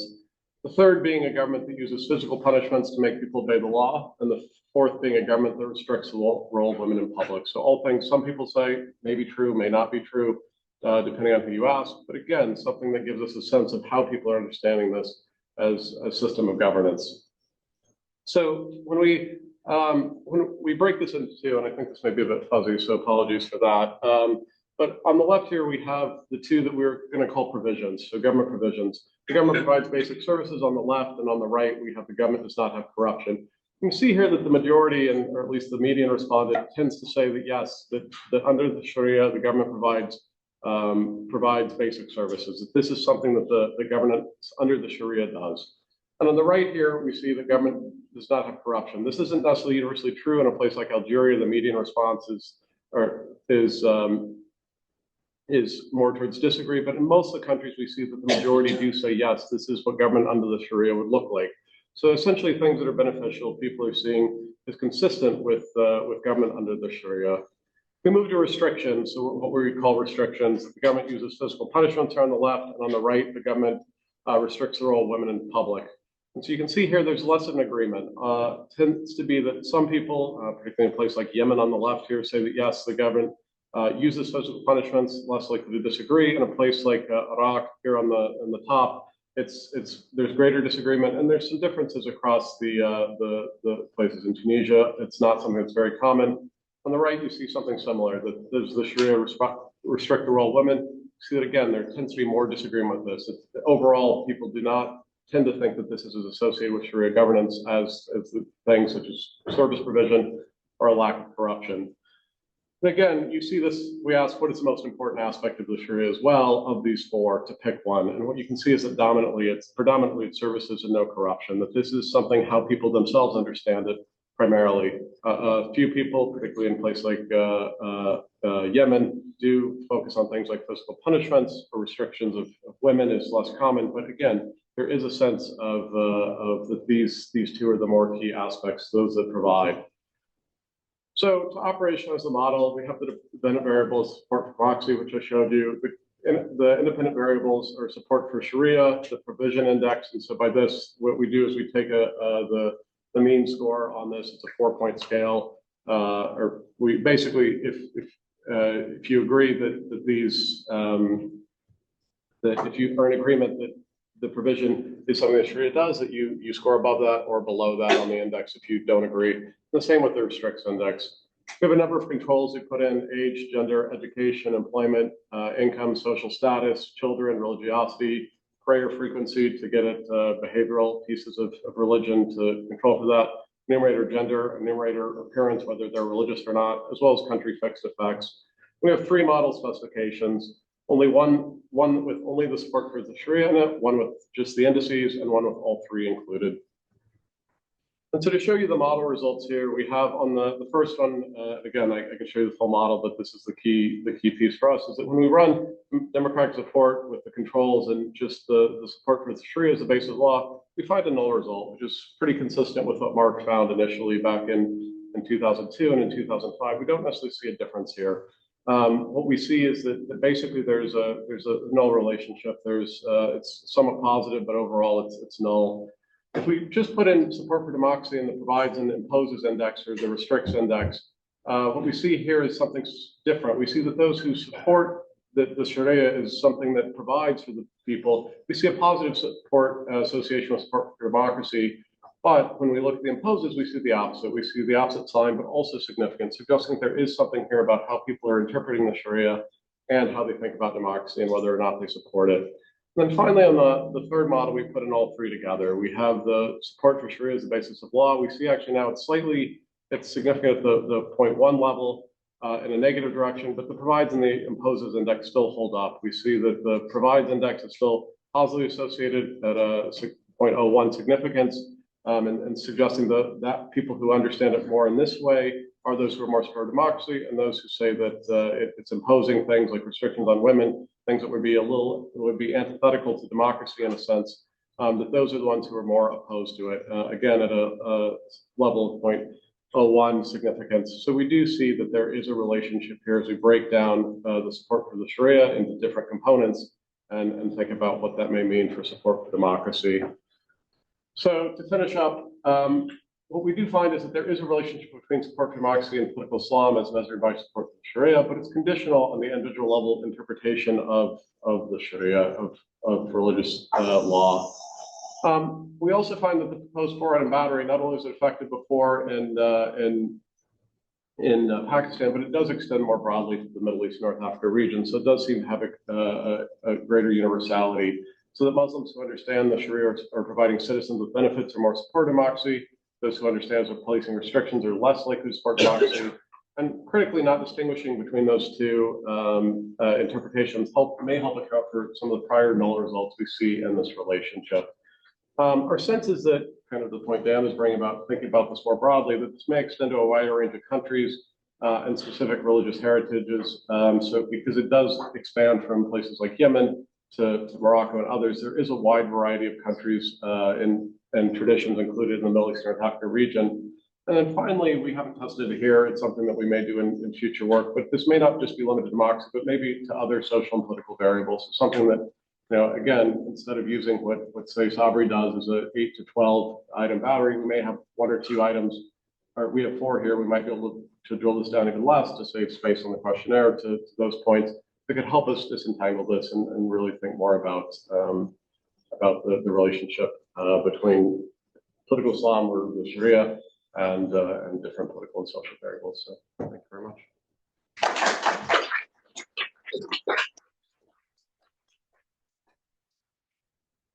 Thank you. We'll let Amaney come back here. It was not expecting it. Pressure's on. 1 second. Okay, let's let Amaney come back and then I'll run around and we'll want to stick with this just because of fans in the ceiling. Okay, Amaney's back. Questions? Dance. This one is actually for Michael. Towards the end, when you were distinguishing between different, essentially different interpretations of Sharia. So this is like, maybe it's a clarifying question. Was that simply how they were interpreting it, or that they were endorsing different interpretations of Sharia? And is there a reason we should be thinking about this different between just conceptions of it and then? So that's a good question. It is something that so you're right. I mean, certain people may not endorse the application of Sharia. It is something that we could think about a bit more here. I mean, again, typically the vast majority of people say at least Sharia should be some component. I mean, to the point you're raising that over 90% of people in these countries say that it is. There is a possibility that some people would not necessarily endorse this as the way that the government should be run, but would have these interpretations. We have we've built that as somewhat in the model by just thinking about, do people want the Sharia? I mean, in the full model, trying to control for that in a sense and show that there's a difference here. But no, we have not necessarily broken it out into the components of whether people are endorsing Sharia governments and then having this interpretation or not in the paper itself. But we certainly could, so thank you for that. Diana. Yeah. Hi, Amaney, can you hear me? Hi. Yeah, I just had, this is maybe a kind of harebrained question, but like, what happens to the residential segregation measures when rich people start building up instead of away? Like you mentioned Billionaires Row in New York, right? And I'm just wondering, do they tend to build up in areas that are already segregated and rich? Or is there any way to sort of think about this and measurement? That's a really great question. So if you have the census data and you're able to populate the tracts based on the percentage of rich and poor people, that will sort of come up in the so for example, even in the case where we have these buildings on the corridors, that's going to come up as like on the integration sort of scale. Like we see more economic integration there. The trick there is when you're trying to do this via satellite, you sort of get the two by two dimension, right? Flat dimension. You're not getting, so there for those reasons, I sort of believe in the satellite data is far less reliable and very in horizontally built up areas for these reasons.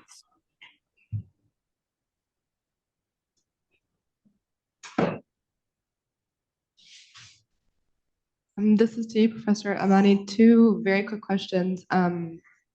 First of all, in terms of, I guess one of the questions talking about like economic segregation, I'm going to apply it to like the Middle East and like the project. I wonder, like you mentioned, Beirut and the other cities, but I also am thinking of like even the Gulf area when you have projects like NEOM or like in especially in like the UAE, like all those projects. Would you classify that as like a form of economic segregation of like the ultra rich from the rich, or just like a different in terms of that, or how would it even apply to your, like, how would you think of that? And then I guess the second question would be in terms of reconstruction. So for example, like in Syria, would you expect to find that happen, or like in terms of, yeah, forward looking, I guess. So on that, in terms of, did you want to take more questions or should I chime in? Yes, go for it. So yeah, the Gulf countries are a unique set of cases, as you can imagine. There, I think the cleavage will remain between the nationals and at least in some of the Emirate states, the nationals and the non-nationals. In Saudi Arabia is a good example of a country. We don't have a lot of access to Saudi Arabia, but it's very much economically segregated. You have a lot of poverty in Saudi Arabia amidst this, sort of wealth. And there you do see the segregation sort of patterns in Saudi Arabia. What it means for some of these expansion, these new cities, these mega glitzy, glamorous projects happening in the region. I do believe, those are sort of designed to be more like touristy sites, people sort of accessing them in and out, but they're going to be accessible only to wealthy segments of the population. So that maybe is yet another dimension of who can access certain geographies and who can't. Syria and Syrian reconstruction, it really depends. Syria is not one of those countries where you really have a lot of outside investment and investors coming in to say, let's rebuild Syria. So I think that's going to be very much state driven. And if the state is still sort of grounded in, so at least, we did see that Bashar al-Assad before the revolution was really trying to cater to this sort of neoliberal middle class, but that didn't really manifest. You had some like areas emerging where you had shopping districts and whatnot in Damascus, but it didn't really sort of take off the way these other projects, let's say in Jordan or in Egypt, had, because then you had the Arab Spring. So I'm not in that. That's a good question in terms of where I think that's going. I don't see a lot of rebuilding happening from bringing in this external investment that has been necessary for some of these projects. Yeah, I hope that answers the questions. Thank you. So thank you both. Michael, just a question for you. So I missed the adala, sort of the justice part of how people might interpret it, right? So a lot of the Islamist parties actually put forth welfare and justice. I see the welfare part in the options, but not the justice. And I'm just wondering if you considered that and what you thought. And Amaney, I'm trying to square the framing or sort of how you motivated the question and what I understood the question with the theory. So I understood you as motivating to say, why do we see an increase in segregation of the poor and the wealthy, or the poor and the richer, and how do we understand this, and kind of it's a global story, so how do we understand it with regards to the Middle East and Jordan, Morocco, etc. So your answer to me, I'm having a hard time seeing what has changed, right? So it seems to me like, the sort of the story about racialization would apply 50 years ago, 100 years ago. So how does that explain why we have an increase in the amount of segregation? And then I don't quite see a place like Jordan as having the same racialization as you're sort of motivating the US story with. So how do I understand how to take what you're saying to the Middle East? Okay, so I'm going to hand this to Michael, and then we'll turn to you, Amaney. Thank you. That's a good question. I mean, there are different conceptions, and certainly we did want to raise this and expand what had been done in Pakistan. So we basically introduced that. I do think that for us, the corruption is in some ways a form of justice, that this is something that's kind of manifested in a way that is there is corruption, that it is giving elite access, it's other elements. There are other ways to potentially do that. Certainly Islamist parties do that in different ways, different forms, different talking points, but it was a way we thought could be kind of universal that would hit at some of that same concept of we're not going to have access just for some, for others, these types of things. So that was our attempt, not to say it's perfect, but it is at least kind of building in both the provision, taking care of the poor, basically trying to provide different elements on one side, and the other being clean government, something that wouldn't just give preferential access to someone. So that was how we attempted to do it. Great. So Amaney, to you. Oh, she's muted. Yep. Amaney, you're muted, so to start over. Sorry about that. That's a great question, Ellen. It sounds like you. I think I can see you a little bit there. What's changed? What's changing across time, and why? It's sort of like what the argument sort of captures is that as growing levels of, segregation are on the rise. What's also happened is that we as a society have moved from forms of sort of coercion. And slavery, for example, and we've begun to give, as societies have evolved, this is, I didn't put this in the presentation, but this is sort of like the backdrop, as more and more rights are being given to minority groups, racialization as a social structure has become more useful to making sure that these patterns of segregation persist, right? So in other words, especially in democracies, or especially in countries where they're trying to espouse stronger human rights records, right? You want to sort of basically grant the population their rights, but if racialization persists and if those legacies persist, and yet these legacies or the legacies of structural racism then sort of yield these second order outcomes that are just as like I don't want to say just as damaging as slavery, but nevertheless continue these problems. So if we sort of look at the history of the United States, the spike in economic segregation really is post 1970, 1980s, which really coincides with the post-civil rights movement, when blacks sort of obtain more rights and have more mobility to move around in the United States. Then you see the redlining policies in the United States. Then you see that banks don't really give blacks loans where and where they can buy homes and whatnot is really controlled by like these economic interests in the United States. So that's the U.S. story. How does this travel to the Middle East? That's a great point. The one case that really exemplifies it this well in terms of a racialized cleavage, the way we understand it in the United States, I argue in the book, is really in Lebanon, where you have the Sunni Shia divide, where the Shia are like the racialized minority. They tend to live like in the southern part of Beirut and south of there in more sort of economically segregated neighborhoods. The Sunnis tend to be more wealthy and they live in the more affluent areas in Beirut. In Amman, it doesn't translate very nicely because, as you know, the middle class and the rich in Amman tend to be the Palestinians. And where you see pockets of economic poverty are either in the tribal areas now or in the Palestinian refugee camps. So poverty itself is racialized, but also the status of refugees is racialized. But also it's important to point out,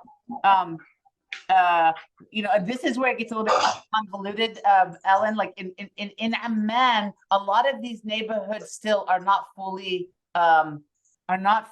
occupied. So you really don't, although there is a tendency and a trend towards that, there are a lot of these projects that have stalled midway through their construction. Going back to Rawabi, Palestine, right? Even like you don't have a Palestinian cleavage dividing out Palestinians. There, the big cleavage is Israel-Palestine, but on the West Bank, Palestinians are very homogenous. So it is it's sort of separating out the poor from the rich. And Rawabi, even though it's built, it's very nice. You can drink, your best cappuccino you've ever had there. The fact is that was built to accommodate 40,000 Palestinian families.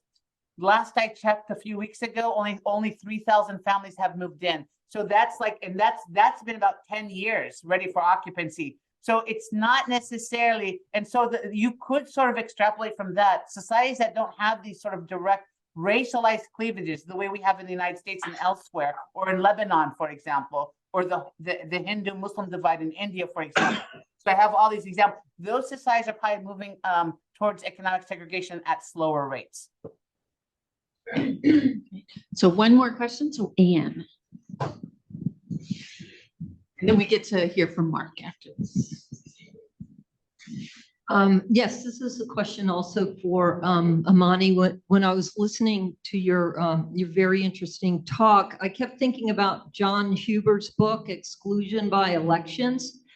And you probably know that book, but just to let other people know, the basic argument is that inequality in the United States is the outcome of the withdrawal of the welfare state and the reduction of taxes on the rich.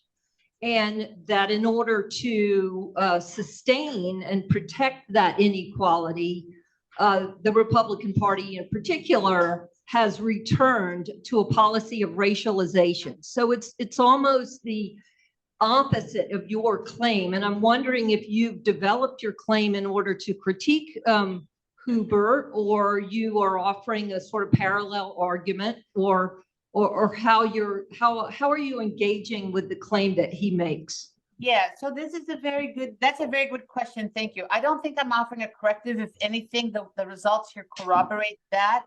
I think where I'm sort of taking this is that this is not only, and not to be partisan here, racialization sort of predates the Republican move towards racialization.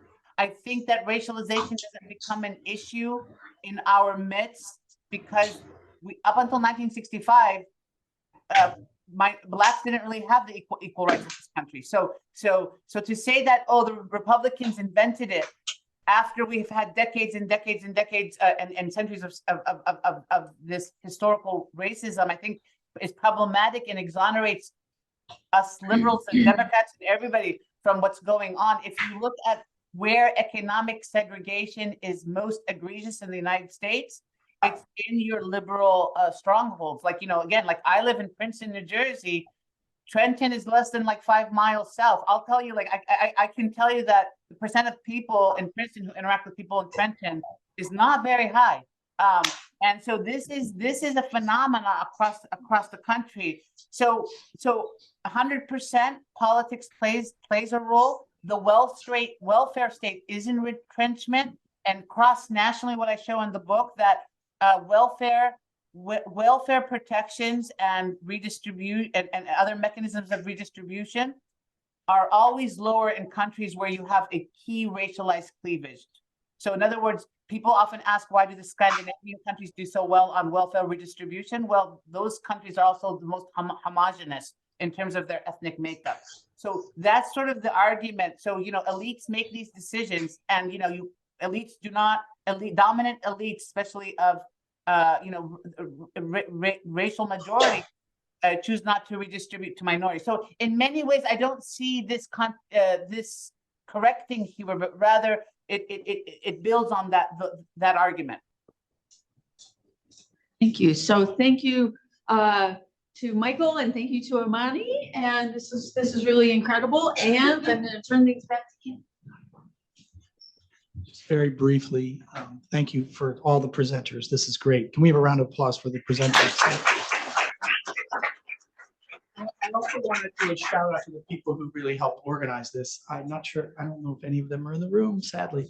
But Catherine Pearson from the ISR, and Anna Massey from ISR, Tava Platt from CPS and other centers, and Sarah Daniel, who were really in touch with you all, the travelers.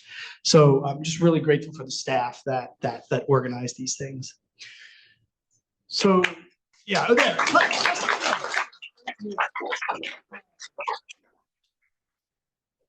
So now we get to hear from Mark. This is great. And we've been saying all sorts of nice things about him. I hope he returns the favor right now. If he doesn't, that's okay. He's allowed to. So anyway, Mark, you get the last word of the day. Well, I have a lot of people to thank, and I must say I didn't really recognize the person that was discussed in the first segment.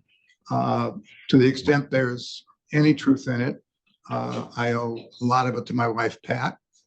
Without her support and collegiality and comradeship and love, probably this wouldn't have been possible. She went a lot of places with me over the years, and so that's really important.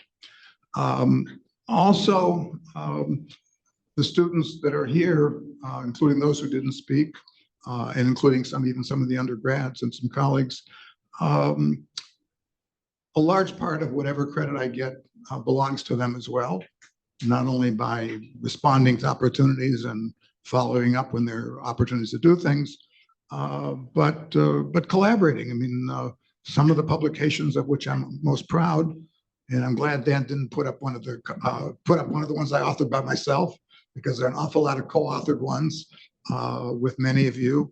And the one I did with Diana, for example, that she talked about, that was a great project, and I think I made some important contributions. But Diana took the lead on that. I mean, I have to acknowledge that. So some of the record that I'm getting credit for, I deserve some of that credit, but others deserve as much, if not more. And I could give more examples. Michael's case, I'm not going to go person by person, but as it turns out, I'm working on the same subject with a slightly different kind of operationalization on a different dependent variable, but variance associated with the way Islam is interpreted by ordinary people. So I kind of had to hold myself back each time with it. I thought, well, I didn't want to go and respond to, I don't know, to any of you, to Lindsay or to Dan or to anybody, and just let the conversation evolve. But I wanted to jump in on many cases and say, this is really interesting. This is really important. Let's talk about it a bit. I think I'll just end. I wrote myself a note, but I don't remember everything. I'll just end with the following. As the preparation for this was going, of course, I have to thank Nancy and Ken. I was floored when you guys proposed this to me 8 or 9 months ago, and both a little bit floored. Anyway, one of the people that you mentioned in response for some of the preparation was gathering some notes of things that I guess you guys or somebody else might say. And she asked me, what is it of which you're most proud? And I could be proud of some valuable research that I liked and I take pride in it. And certainly in the opportunities I've had to turn out first-rate students who by their successes make me look good by extension. But that's not the answer I gave. I said that the thing of which I'm most proud is to have been invited to be a member of this amazing university, this amazing Institute for Social Research, this amazing political science department. The department, for those of you who don't know, is one of the very best in the US, maybe the top 3 or 4 or 5, and one of the best around the world. Institute for Social Research here, it's not one of the best, it is the best, so that I should be considered worthy to be a partner and a participant in this this wonderful institution, or these institutions. That's probably the thing of which I am most proud. So I thank all of you, and you Ken and Nancy in particular. I'm really glad you all came. I know some people who came couldn't stay, but that meant a lot too. And certainly to everybody, but we've had international visitors from Taiwan, from Algeria, from Tunisia. Amazing. So thank you all.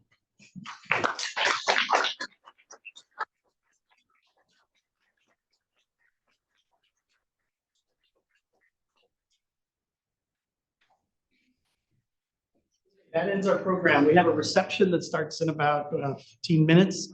And then really everyone can pile on Mark and tell him all the things they, all the D's they gave him in undergrad courses, he gave him in undergrad courses.